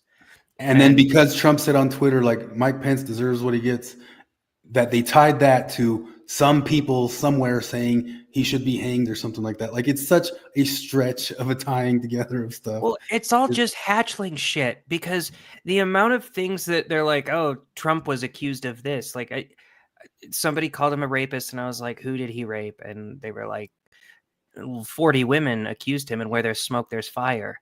And I was like, do you not think that like I've been accused of rape by 0 women. Trump has been accused by several.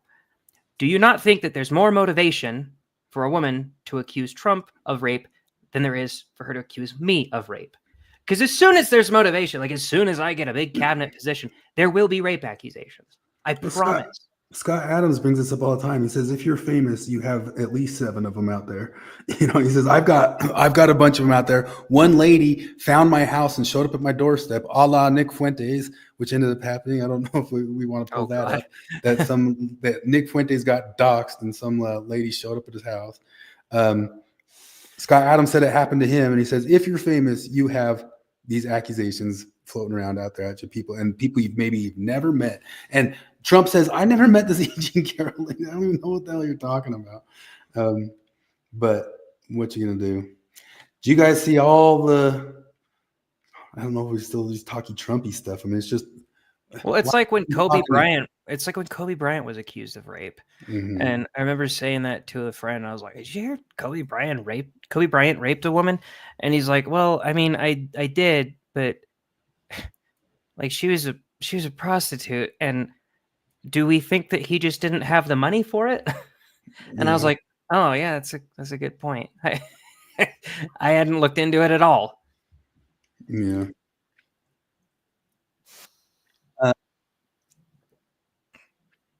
I'm for Autistic Hero of the Week. Oh hell yeah! This might already seen it, but I'll show it again. I hate being autistic.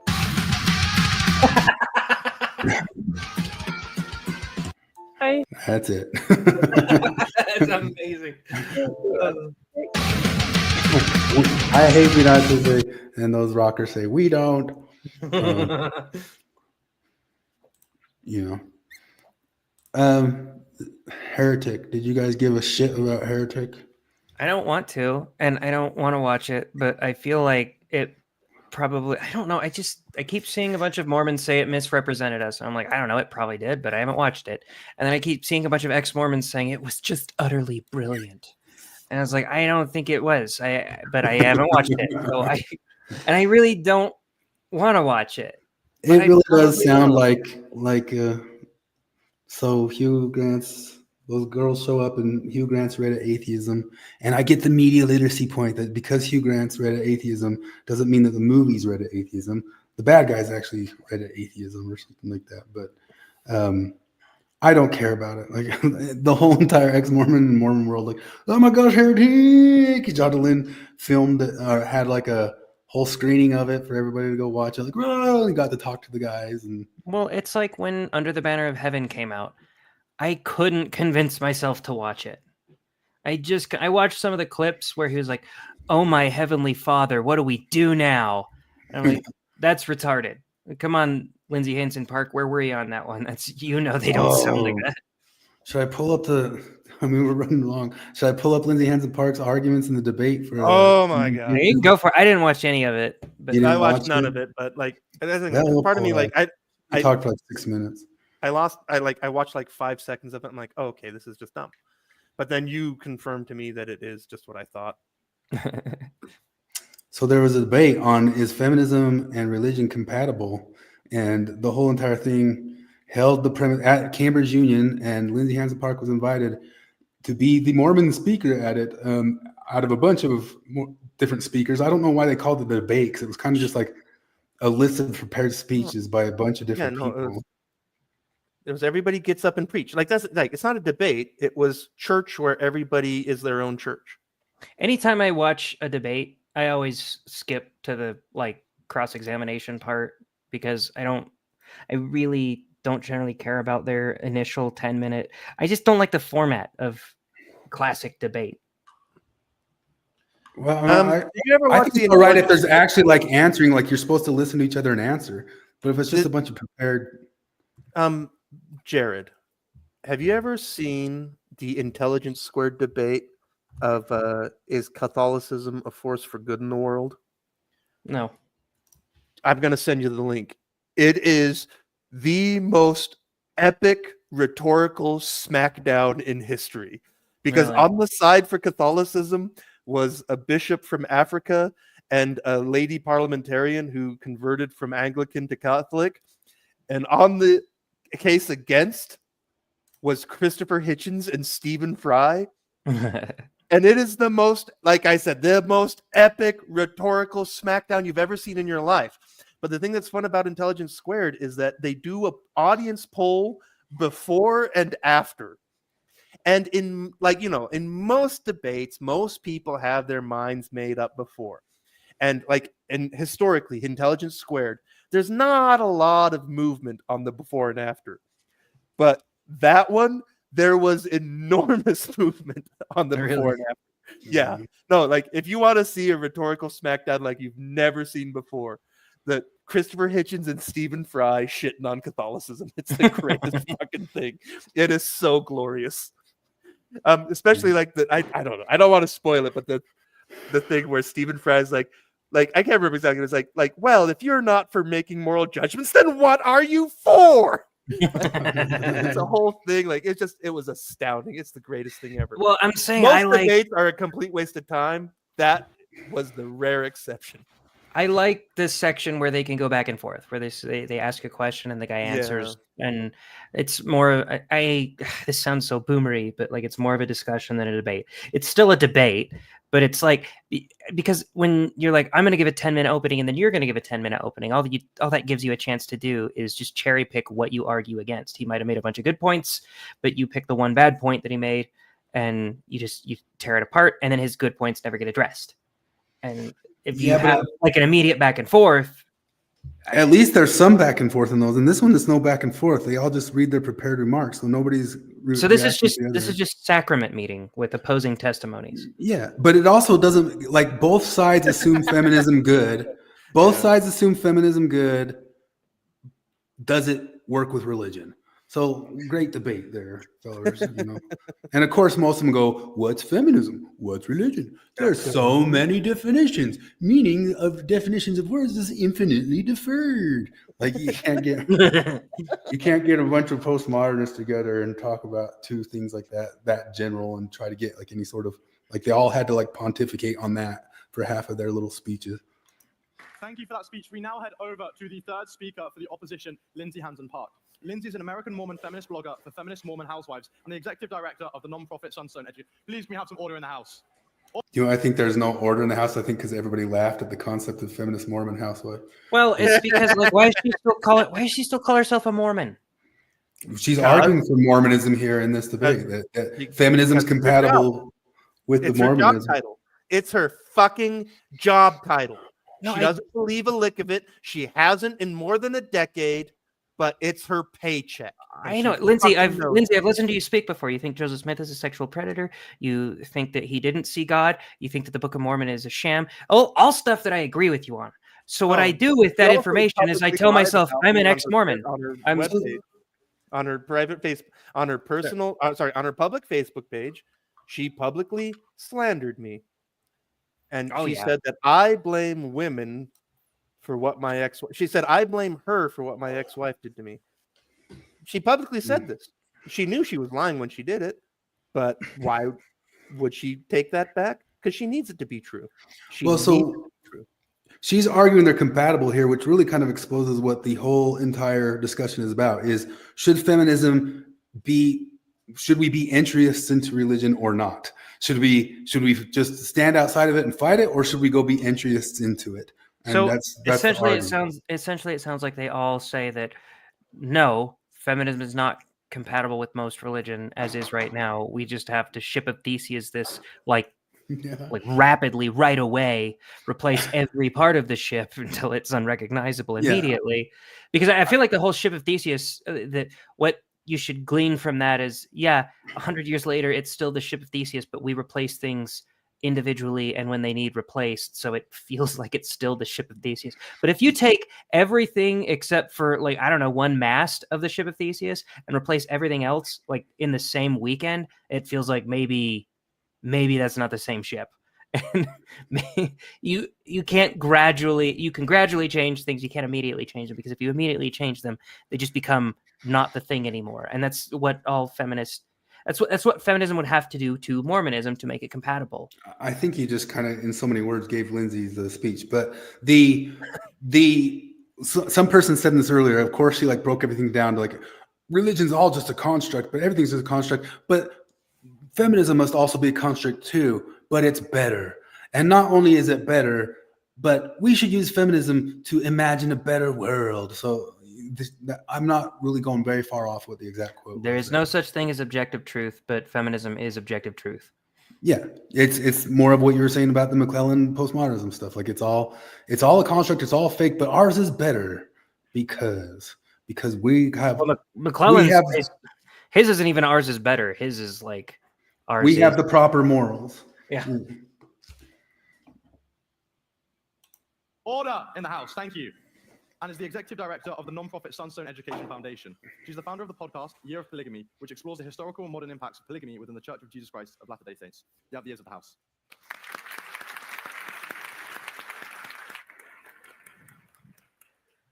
I'm a Mormon woman, born from 7 generations of devout Mormon stock whose ancestors carved their faith into the unforgiving lands of the American West.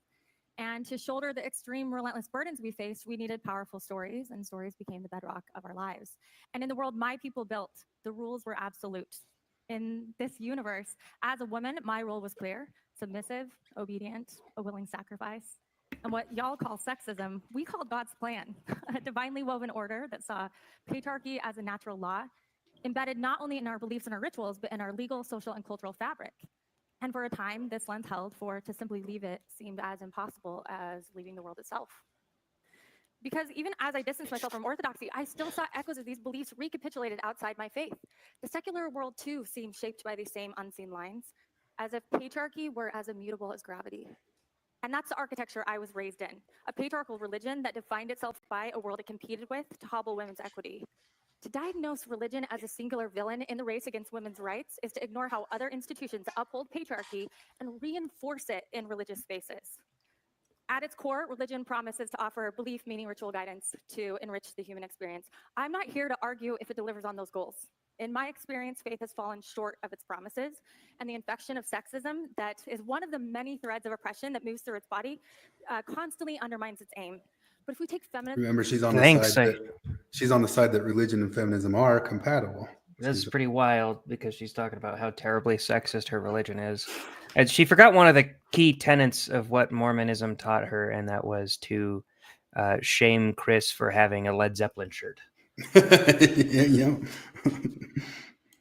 seriously in its goals, it seeks to address inequality.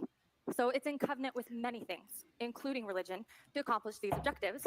But yeah, if people don't know, mentioned a million times before, Lindsay and I grew up in the same ward. Yeah.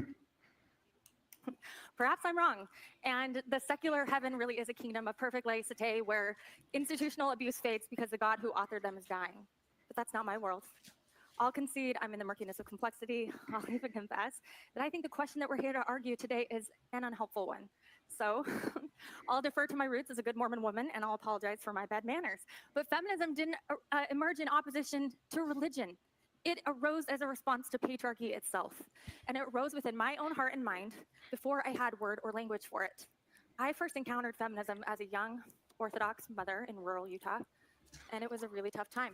Like, what's Orthodox? So I was Orthodox?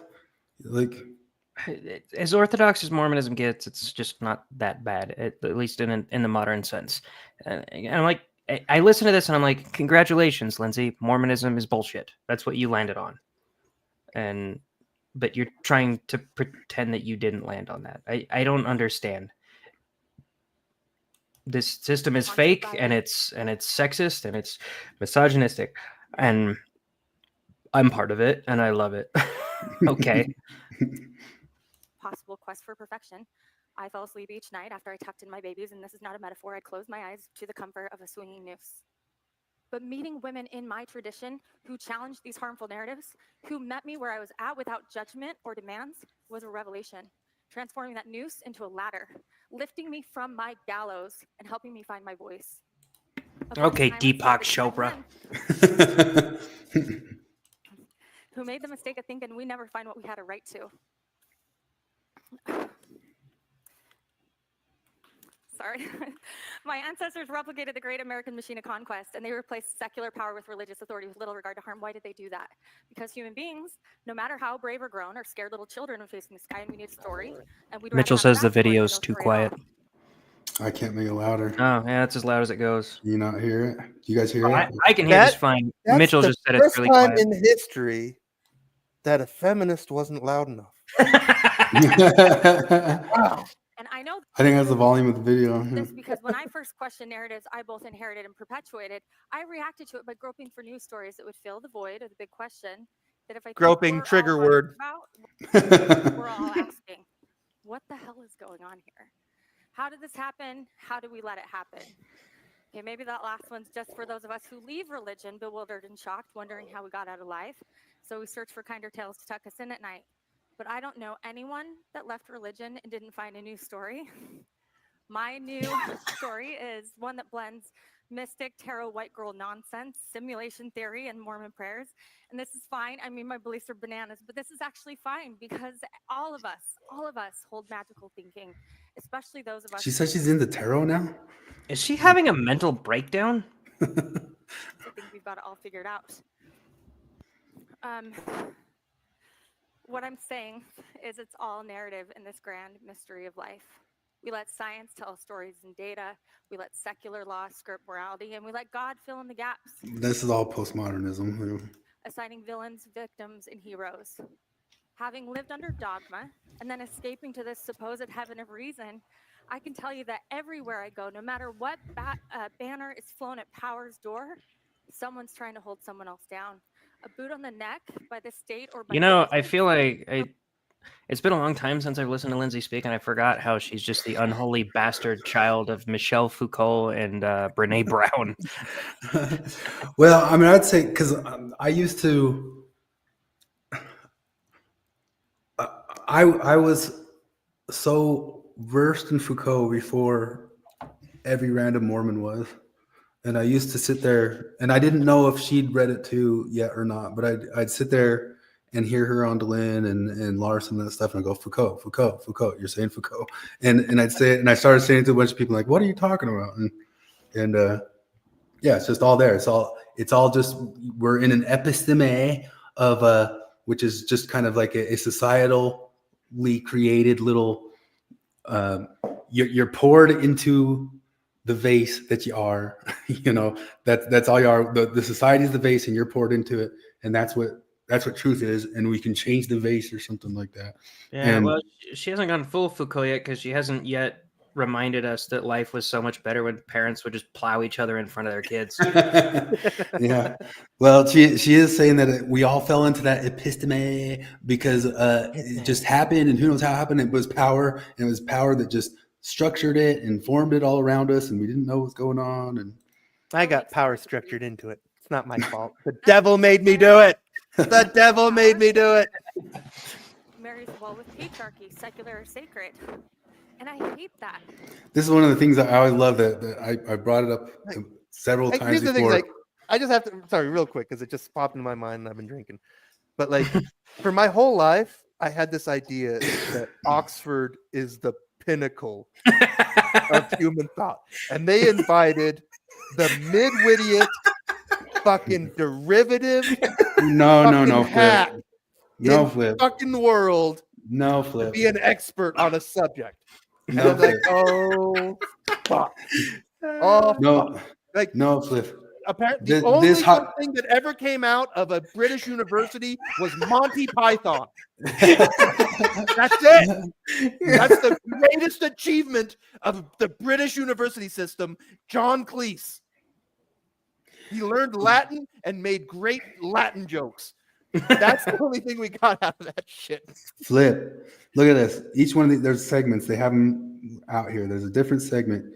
Each one of those segments are exactly as mid-witty. There's plenty of them. That's not It's even a- her real hair. There's a lot of Everything people up about at the her is top of that alive. bell. There's a lot of people up at the top of that bell curve.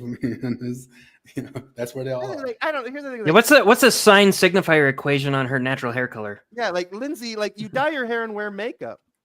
Why are you perpetuating patriarchal standards? You fucking moron. I hate that this exists, and it's a pervasive pattern throughout history, in spite of feminist hermeneutics, which I adore, by the way. But Oh, I admitting bet these you do. problems exist God. is not a defense for them. Let's be clear on that. We tackle humanity's darkest impulses, not by praying them away in blind faith. We build cultures to remediate them. Religion, especially the powerful ones, have been poor authors of equity, in my opinion. But that's what human beings do. We tell bad stories and then we marry them with power, and that's where they get dangerous. That's Foucault. That's just Foucault. Clear, sure.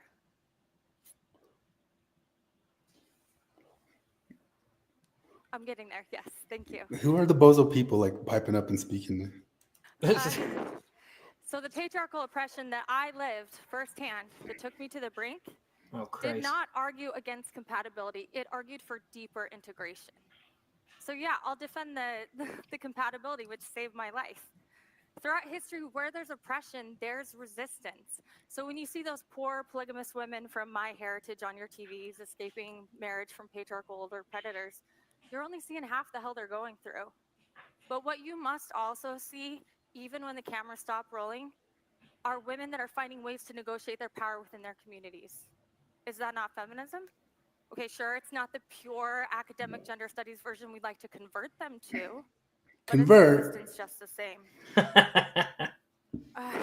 It's tempting to collapse these narratives and point the finger at religion, but that's a bad story too. And in my vast experience in this space, takes the lives of victims who survived this stuff and ransoms it from them with our demands of purity and pain and politics. You know, we should go to Oxford, and we'll have a debate on, is Judaism compatible with religion? Is Islam compatible with religion? That's what you're doing. You're describing a religion and asking if it's compatible with other religions. No, they already have a religion. It's the fucking Mott and Bailey of feminism. We're like, feminism is just the radical belief that women and men are equal. No, it's not. As those advocating for women, force others to comport to our idea of what a good woman looks like, of what a good feminist looks like. To quote Audre Lorde, the master's tools will never dismantle the master's house. We brought that one up a million times. It's normally used in saying like why you can't use science and statistics and those sorts of things, you know, because those are the master's tools. Okay, but I hate that analogy so much because it just collapses in on itself. Because you're like, if I put together a chicken coop and I use a drill for that, if I want to dismantle the chicken coop, is that drill not going to help me dismantle the chicken coop? I don't know what you're talking about. But you're supposed to dismantle it into a utopian chicken coop. And yeah, you but I don't have still the need a tools for drill. that. I still need a fucking drill. No, you need a utopian drill. Like only a utopian drill would make that chicken coop a better chicken coop. Is Dan McClellan selling drills? If he sells a drill, I should buy it. Dangerous story of incompatibility. Here's a better one. There's this human institution named religion, and he, ever male, has a disease, perhaps even a chronic. He ever male? Feminists are the people who keep bragging about all of the goddesses throughout fucking religion. Fucking idiots. I feel like she's trying to do her goddamn self. So it's funny because I keep seeing her, like, she's very nervous because she's usually a lot more smooth than this. But it's funny because I keep watching her run into walls. Being in a room with actual intelligent people. Yeah, no, she's not. She's used to talking to screens and stuff like that. But what I'm saying is, like, I think she keeps trying to do the Relief Society thing where she cries at the points that are like supposed to be potent, but she can't quite do it because her voice is too shaky to do the cry in the right way. Yeah. I just saw a post from ex-Mormon. The Onion has acquired InfoWars in a bankruptcy auction. They plan to debut a new InfoWars in January that will serve as parody, mocking weird internet personalities like Alex Jones. The Onion CEO says they acquired it because this is the funniest thing that has ever happened. So it would be funny to me if the Onion had bought InfoWars, if it wasn't stolen. Yeah. Like the thing is, there's Alex bankrupt a guy for being wrong. Alex Jones already went to his new set today and did a show and it had 1.3 million viewers. And it didn't change anything. And the Onion's going to use his set and they're going to have 3,000 viewers. You know, you can't really parody Alex Jones because he's already just a parody of him. Like they tried to do that. You remember, like after the Daily Show, they had that one guy try to do a kind of like mock a new Colbert. But it was going to be the Alex Jones version of the thing, and it just fell flat. Like it got canceled in the season. Towards the advancement of women. He's afflicted with patriarchy. But then he meets feminism. He encounters the medicine of feminism. Medicine of feminism. It's just religion will realize it was wrong. Well, then why join it? Like if Mormonism isn't true, why join it? Entryism, Gramsci. Wait a minute. This is called cultural Marxism. Well, wait, isn't that just a right-wing talking point? Oh my goodness! Chris has known Lindsay since Lindsay was just a little girl, and so Chris knows that it doesn't matter where Lindsay is. She thinks that she should be in charge. True. And I've heard the stories. I've heard just the playground stories. But Lindsay has always been the person in charge, whether she's in Maya Maids or seminary or Relief Society or ex-Mormon feminist housewives. Wherever she is, she should be calling the shots. That's who Lindsay has always been. Yeah, her mom was a feminist too, so she's born into it, you know. But. The two are compatible because they must be. Medicine does not refuse to work within an afflicted body. When we accept the terms of this debate, we, whether by design or by ignorance, offer women, some women with the least access to equity, a very cruel choice. Let me give you an analogy here, Lindsay.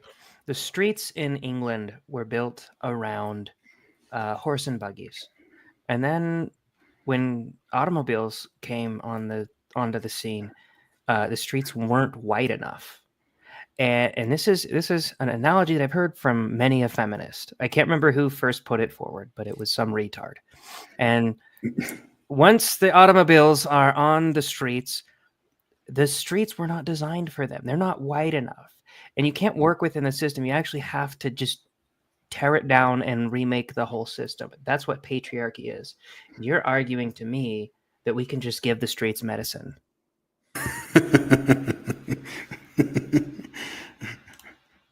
Feminism or religion.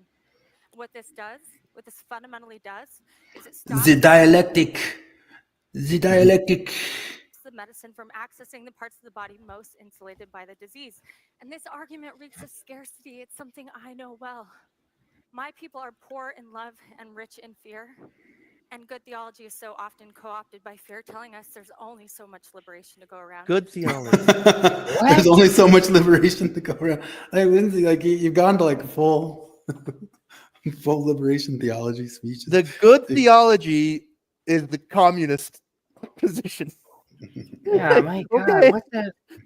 There's not enough liberation to go around. That what? Mormonism. What? So Mormonism lacked in love and it excelled in fear. Yeah. Sorry, mom and dad, you guys don't love me. Jesus.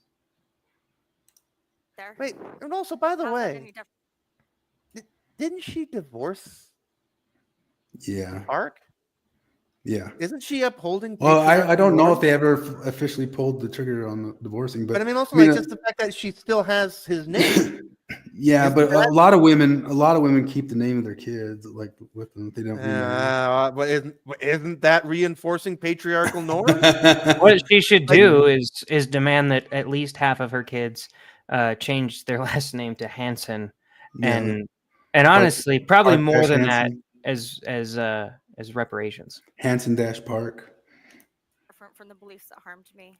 Listen, 84% of the world engages with religions entangled with patriarchy. To think that we're getting rid of it is insane. 84% of banks deal with finances entangled with Jews. That's what you sound like. That's what you sound like, you fucking Nazi. It's here to subvert harm, and treating it otherwise just replicates the abuses we aim to dismantle. To believe that you can eradicate religion or let feminism work in a vacuum is an insane proposition. Let's leave that sort of magical thinking to old white male theologians. Oh, Jesus Christ. It's just here's the formula. Here's the formula. The formula for a Lindsay Hansen Park speech is platitude, platitude, platitude, platitude, prescription. Platitude, platitude, platitude, platitude, prescription. That's it. Yeah, no, you're right. Old white male theologians say that feminism should be its own separate vacuum that people go to. Like what old white male theologian says that? Start your own thing. My God. Why would The thing is, we know why she can't. She doesn't have original ideas. Feminism is a good story. It's a response to patriarchy. It shows up where it's needed. And good stories are good. Nazism is a good story. It's a response to Zionism. Like you are. This is begging the question. This is begging the question. Your fucking conclusions are built into your premise. This is what it means to beg the question, and we're watching it live.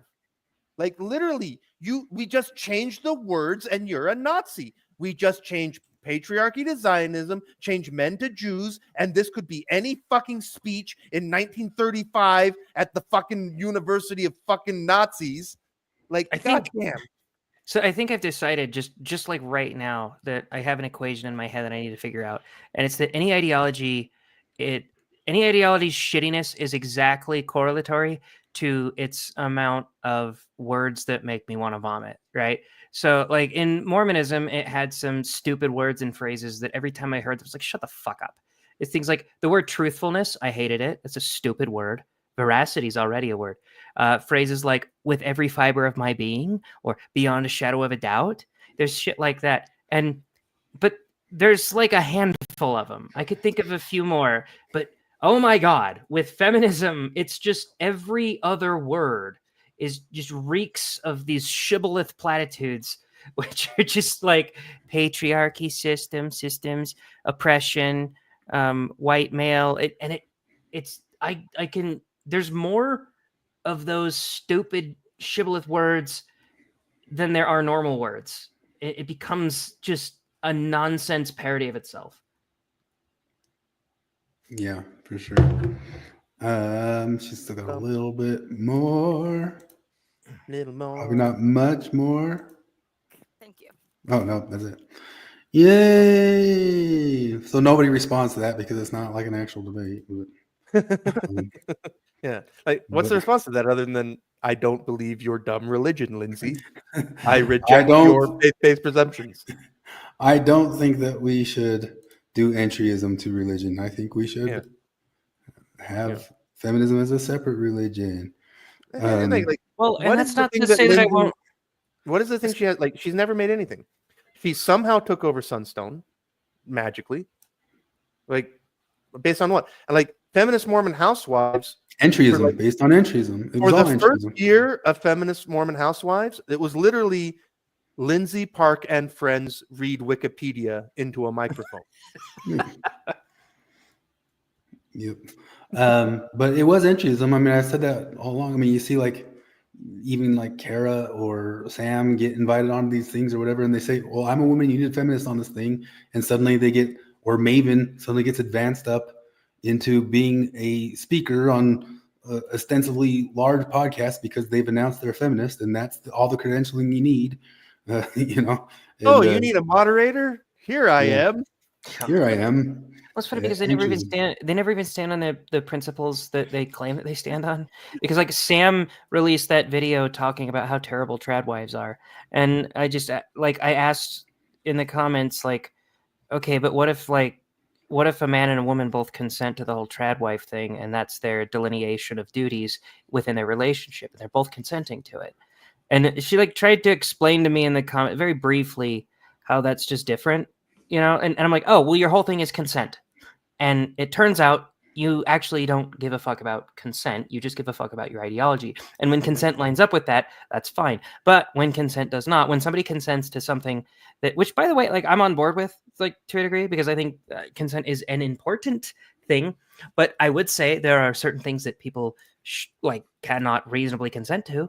Like if a doctor tells a person like what you need is to cut your healthy arm off, I will say, no, you cannot cut that person's healthy arm off because like they're clearly mad.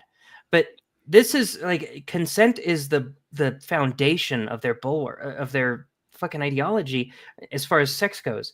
And as soon as somebody consents to like I've asked this in kink shaming groups before, or in kink group, because I join every fucking group and it's miserable, but I'll be like, what if my wife, so I have a black wife and she wants me to call her the N-word and pretend I'm her slave master while I choke her and spit on her face, and that's the only way she can get off. And it's always like, well, I mean, shit. They kind of like short circuit a little bit, and they always have to end. They always have to end with like, I mean, as long as they're consenting. No, fuck you. That person is ill. Like I will not hit my wife, okay? Even if she consents to it, I'm not going to hit her because that's fucked up. Here are your options.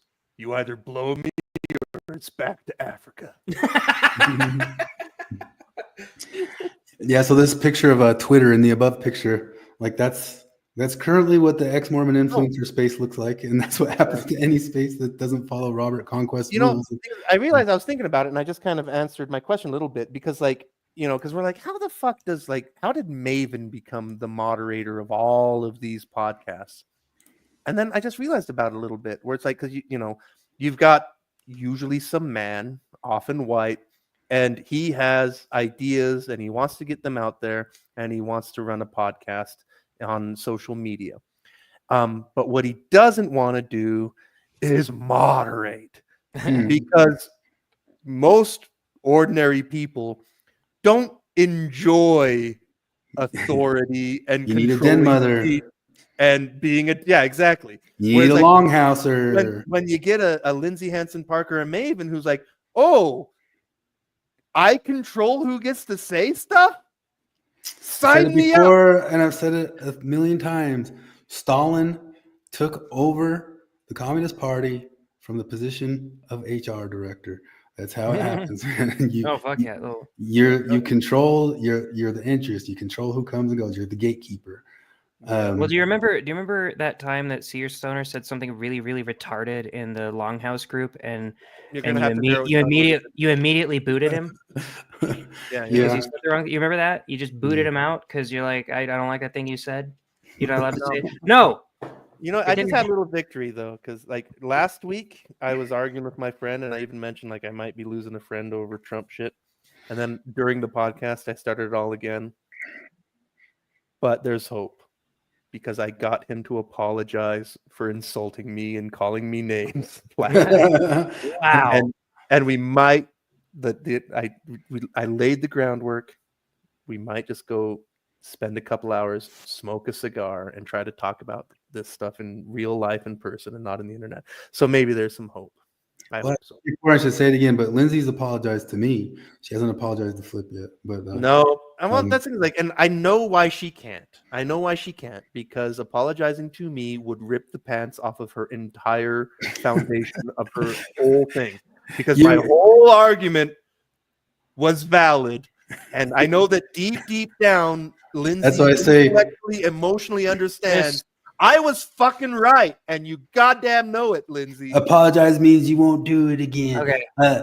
But Flip, that's the old thing of like, is there gaslighting or off ramping? Like, because if you want to off ramp somebody, you got to let them gaslight you a little bit. Just like when we saw Jon Stewart say, "Oh, maybe it was some of this wokeness, but we didn't do any of the wokeness." It's like, okay, well now you're gaslighting us, but should we give you that off ramp that you're admitting it was the wokeness, but then you're saying we didn't do any of the wokeness. But Lindsay would probably do it again to the stuff that you're saying right there. But do you want to know? Okay, it's gonna. Well, just wanted to say that Flip can't get apologized to either, because Flip will still, just like my little dog who shits on the carpet. He goes and apologizes to Flip. Flip will go, "No, smell the turd. Smell the turd. Like, smell the turd. That's a bad doggy. That's a bad doggy." Well, no, because the thing she has to apologize to me for implicitly is an admission that her foundational claim is false. So that's part of it. But do you want me to? This is gonna sound so mean. And I'm a mean person. It's not mean to you, but it's mean to her. Do you want to know how you could get an apology out of her? You could be more fuckable. Oh, that's right. Well, I gotta start. Which means we need to get Sears Stoner on here so he could get you laid and paid. I know. No, that thing's like, I'll be ready to date when I lose 80 pounds and get $80,000 in the bank. But that's all it takes. That's all it takes.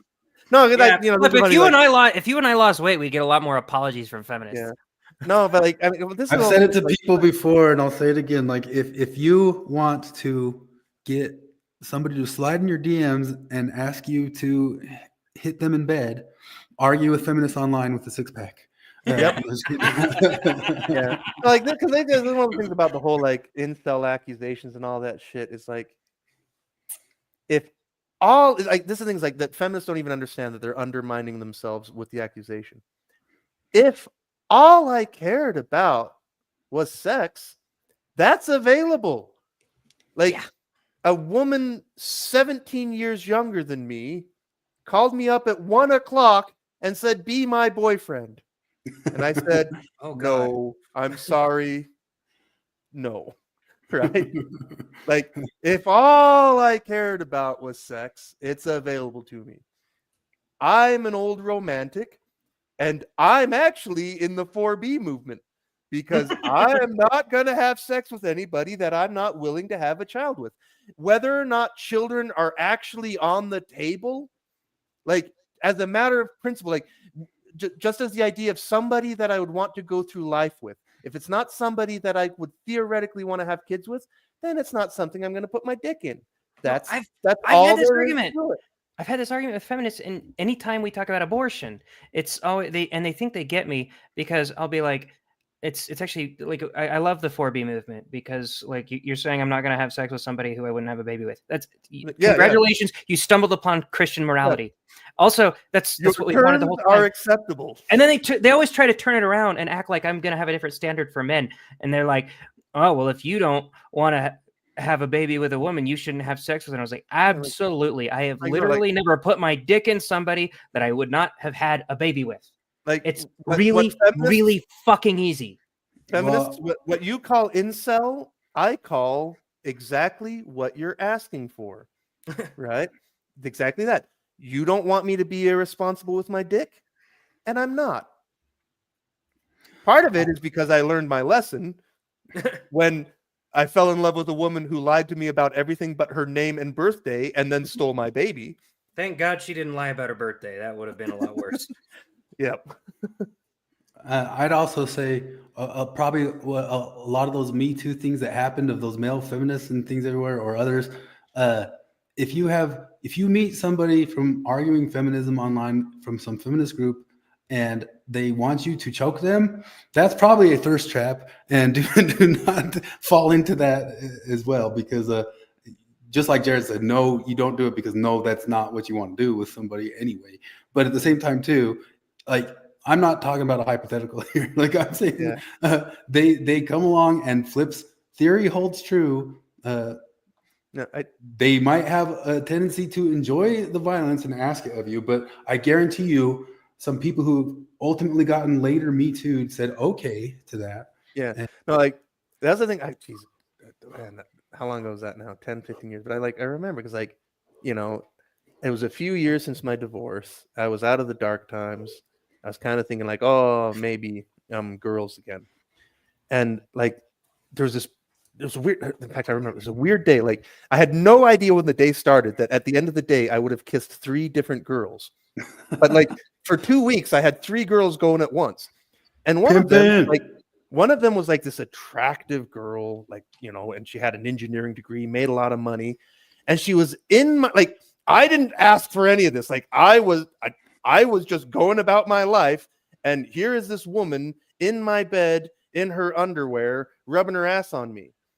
And like, and I just kind of like, well, okay, I go, well, I'll do this, you know, the polite way I go. And she pushes me away, whatever. And nothing happens. And so I roll over and go to bed. And I'm like, okay, well, I don't know what's going on. And then I found out years later from her friend, Chris Hanna's former roommate, she wanted me to rape her. Jesus. That's what I found out because I was always confused. Like, why the fuck did you, like, again, like I just was going through my day. Girls like, hey, can I come over? We'll play video, whatever. I'm like, okay. And then like, you know, and I'm going about my life, and I'm like, here's a woman, and like, and I'm not a patriarchal person. I'm like, bitch, go home.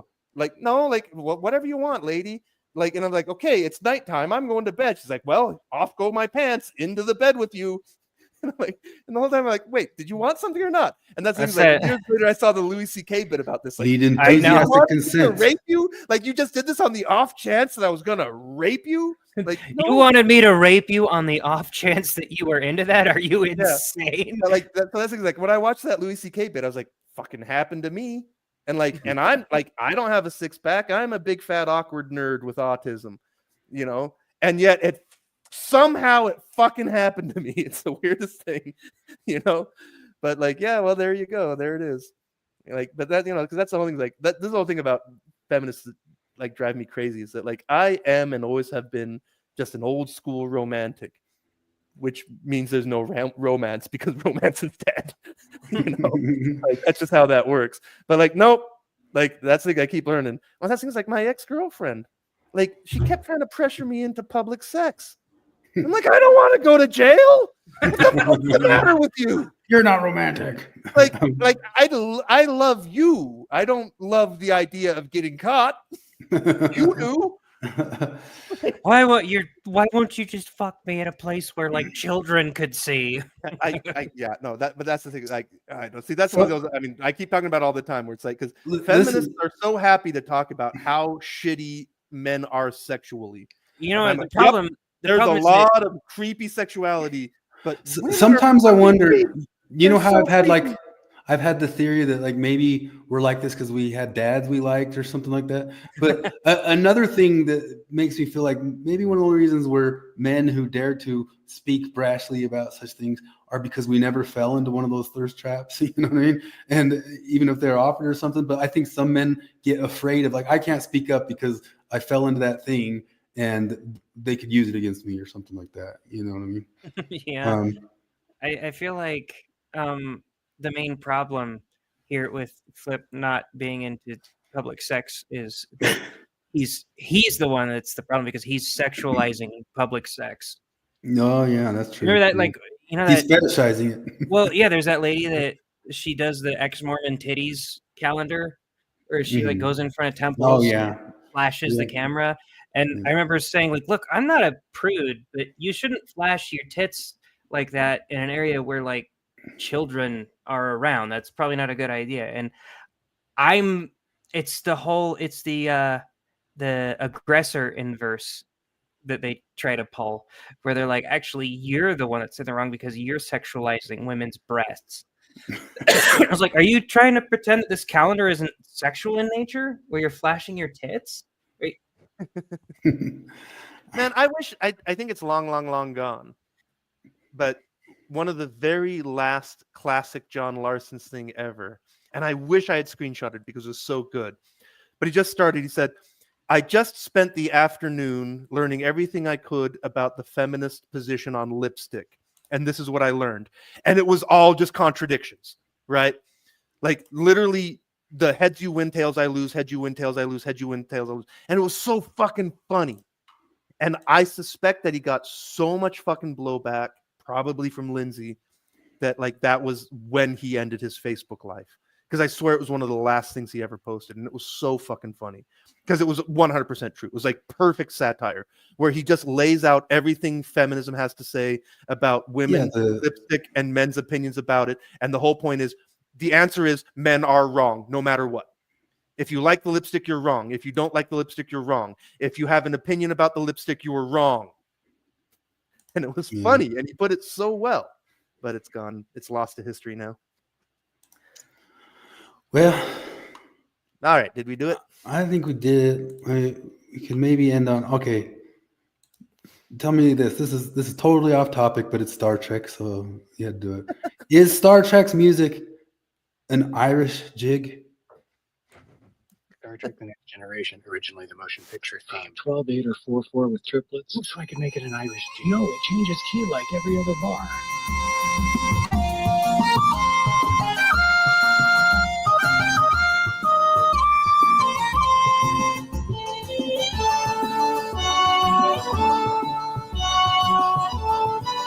When I heard it, I think it is totally an Irish jig, and that's all it ever was.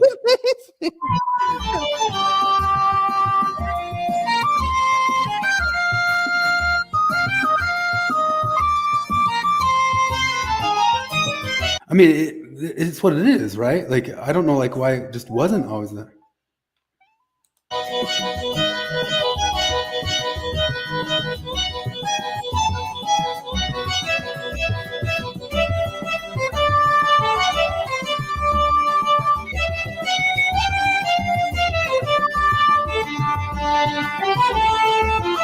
What a weird song, man! Like, how did they land on that song for Star Trek? That song is in C. This is a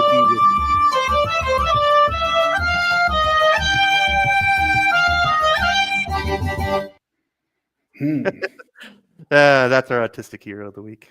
It's such a weird song, man. Like right when I was hearing it, I'm like, this is an Irish jig the whole way through, but how did they land on that song for Star Trek? Like, why? I mean, what's his name? Goldsmith? What's the guy who named that or wrote that? I don't know. It's pretty wild. It's funny. One of the autistic music things that I realized recently is I was like, you know what? I've been watching a lot of Metalocalypse. I want to learn how to sweep pick, just because like that's a thing that could make you more talented. I have no real interest in metal, but I want to be able to learn it. And why do I like it so much? I'm trying to figure out why I like it, and then I listened to it. I was like, oh my god, it's like all triplets. I have this weird autistic boner for triplets. I don't know why. And I remember playing fast arpeggio triplets. Yeah, I know. And I'm like, I don't know why. I think back to like the Banjo Tooie has this theme in the Jinjo village, and I'm like, I get like a boner every time there's triplets. I don't know what. Not really. It's a euphoria boner. And it was Jerry Goldsmith. Sorry. Yeah, that sweep picking gets real helpful in flat picking too. I mean, I'd like to learn metal technique just to be a better guitar player, not to play metal. No, I know. That's the thing is, I since I was a kid, and this is gonna sound lame, but my draw has always been to like pop punk music with really melodic vocal melodies. Okay, Mark Hoppus. No, I know that's it. Like that was my first band that I liked was Blink-182 when I was like 10 years old. I have no emotional connection to Blink-182, except that Mark Hoppus was in the They Might Be Giants documentary as a big fan of They Might Be Giants. I was like, huh, interesting. Oh, by the way, my kid just saw They Might Be Giants yesterday, and he sent me a video of one of the songs off of their platinum-selling album Flood. Is called Sapphire Bullets of Pure Love. They Might Be Giants played it in reverse. What? Wow. They played their song live totally in reverse. Did they sing it in reverse?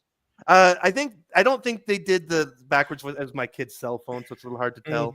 But I think they were saying the words forward, but like they did the whole song totally backwards. Wow. Yeah, no, they're nutcases like that. That's why I'm never able to get into the music that's like technically proficient, except for the flat picking. I can get into that. Like I can listen to really talented country artists and stuff like that. I've never been able to get into metal. It's not my thing, but I feel pulled toward learning metal technique. It would be so fucking cool to incorporate that into some like pop punk stuff, but I don't know how I would even do that. That thing I think is so funny is that kind of watch, I watched Chris do it. Like he did it actually, and like I just did it in my head, but like because like all of our generation, like when we're 10 years old, we're like rock and roll guitar, and they're like fucking power chords. That's everything I'll ever need. And then you're like, wait a second, Guns N' Roses has solos. Do do do do do do do. And that's things like, and then after like 10 years, you're like, wait, where's there to go? And the only place to go is bluegrass. Yeah. Like when you want to get like, okay, well, I'm good at guitar. I can play Beatles. I can play Guns N' Roses. What's the next step? It's fucking bluegrass. I got you asked me for some flat picking stuff, and I gotta show it to you. But like the videos online don't help because it's kind of just the tab and what you're playing. But along with the sweep picking, what really matters is the direction of your pick stuff. And some of it's just you're not going to pick it up just kind of watching the thing. But then if you have somebody show you like do this, and some of it's so counterintuitive. But then once you force yourself to do it, you go, oh Lordy, that's interesting what happens there if I force my pick direction to be exactly the same every time, no matter which direction I'm going. Yeah, send it. Well, I don't know. That is a weird lesson from pop punk is you can almost hear when they're doing like solid 16th notes, but it's all downstrokes. It sounds different. Mm-hmm. And it bugs the shit out of me because it feels so technically wrong to downstroke that rapidly, but it sounds better in certain situations. Yeah, and it's so trippy with flat picking because like you can like play the same arpeggio up and down, but just by changing the pitch direction, it can feel like you're almost playing two different chords. Yeah, and it's really trippy, If this link works. Anyway, I'm trying to send the video of that They Might Be Giants playing it backwards, but I don't know if this will work because it's coming from Discord. But who knows? But alas. Let me see if it do. Yeah, can we get copyright struck for a home video? Maybe. Oh, I don't know.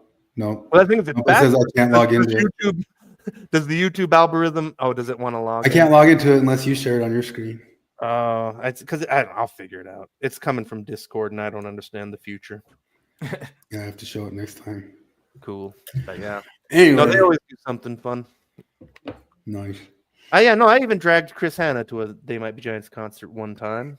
Yeah, it was awesome.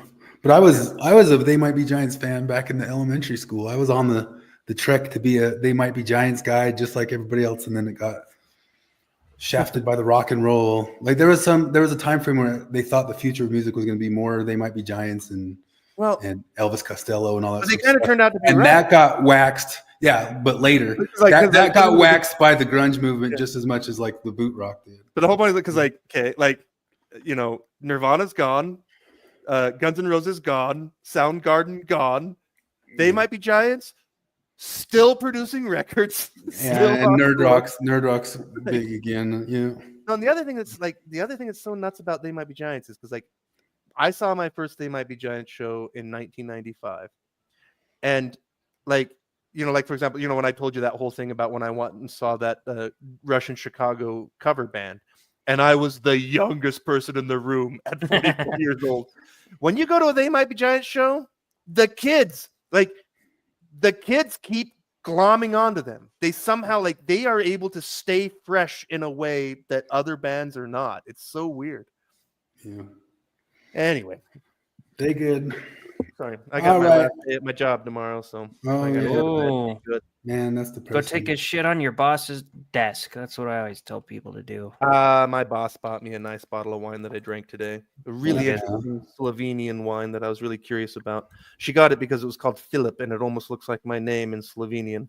It's actually really good. It was because I had my eyes on it for a while because it's a really weird thing. It's a weird grape with weird vinification. Like it was macerated on skins for 2 weeks or 2 months, even though it's a white variety. And then a combination of stainless steel and barrel aging. It's really good.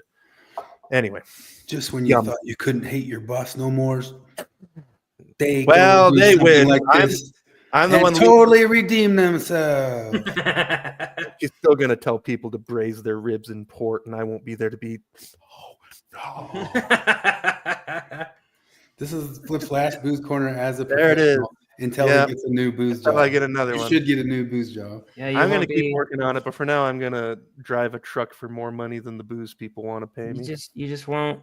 I don't know. You won't have the credentialism anymore. So I still have my actual wine certification, and I'm pretty sure I was the only person in the entire government liquor commission that actually had that fucking thing. I paid $1,200 of my own money to get it.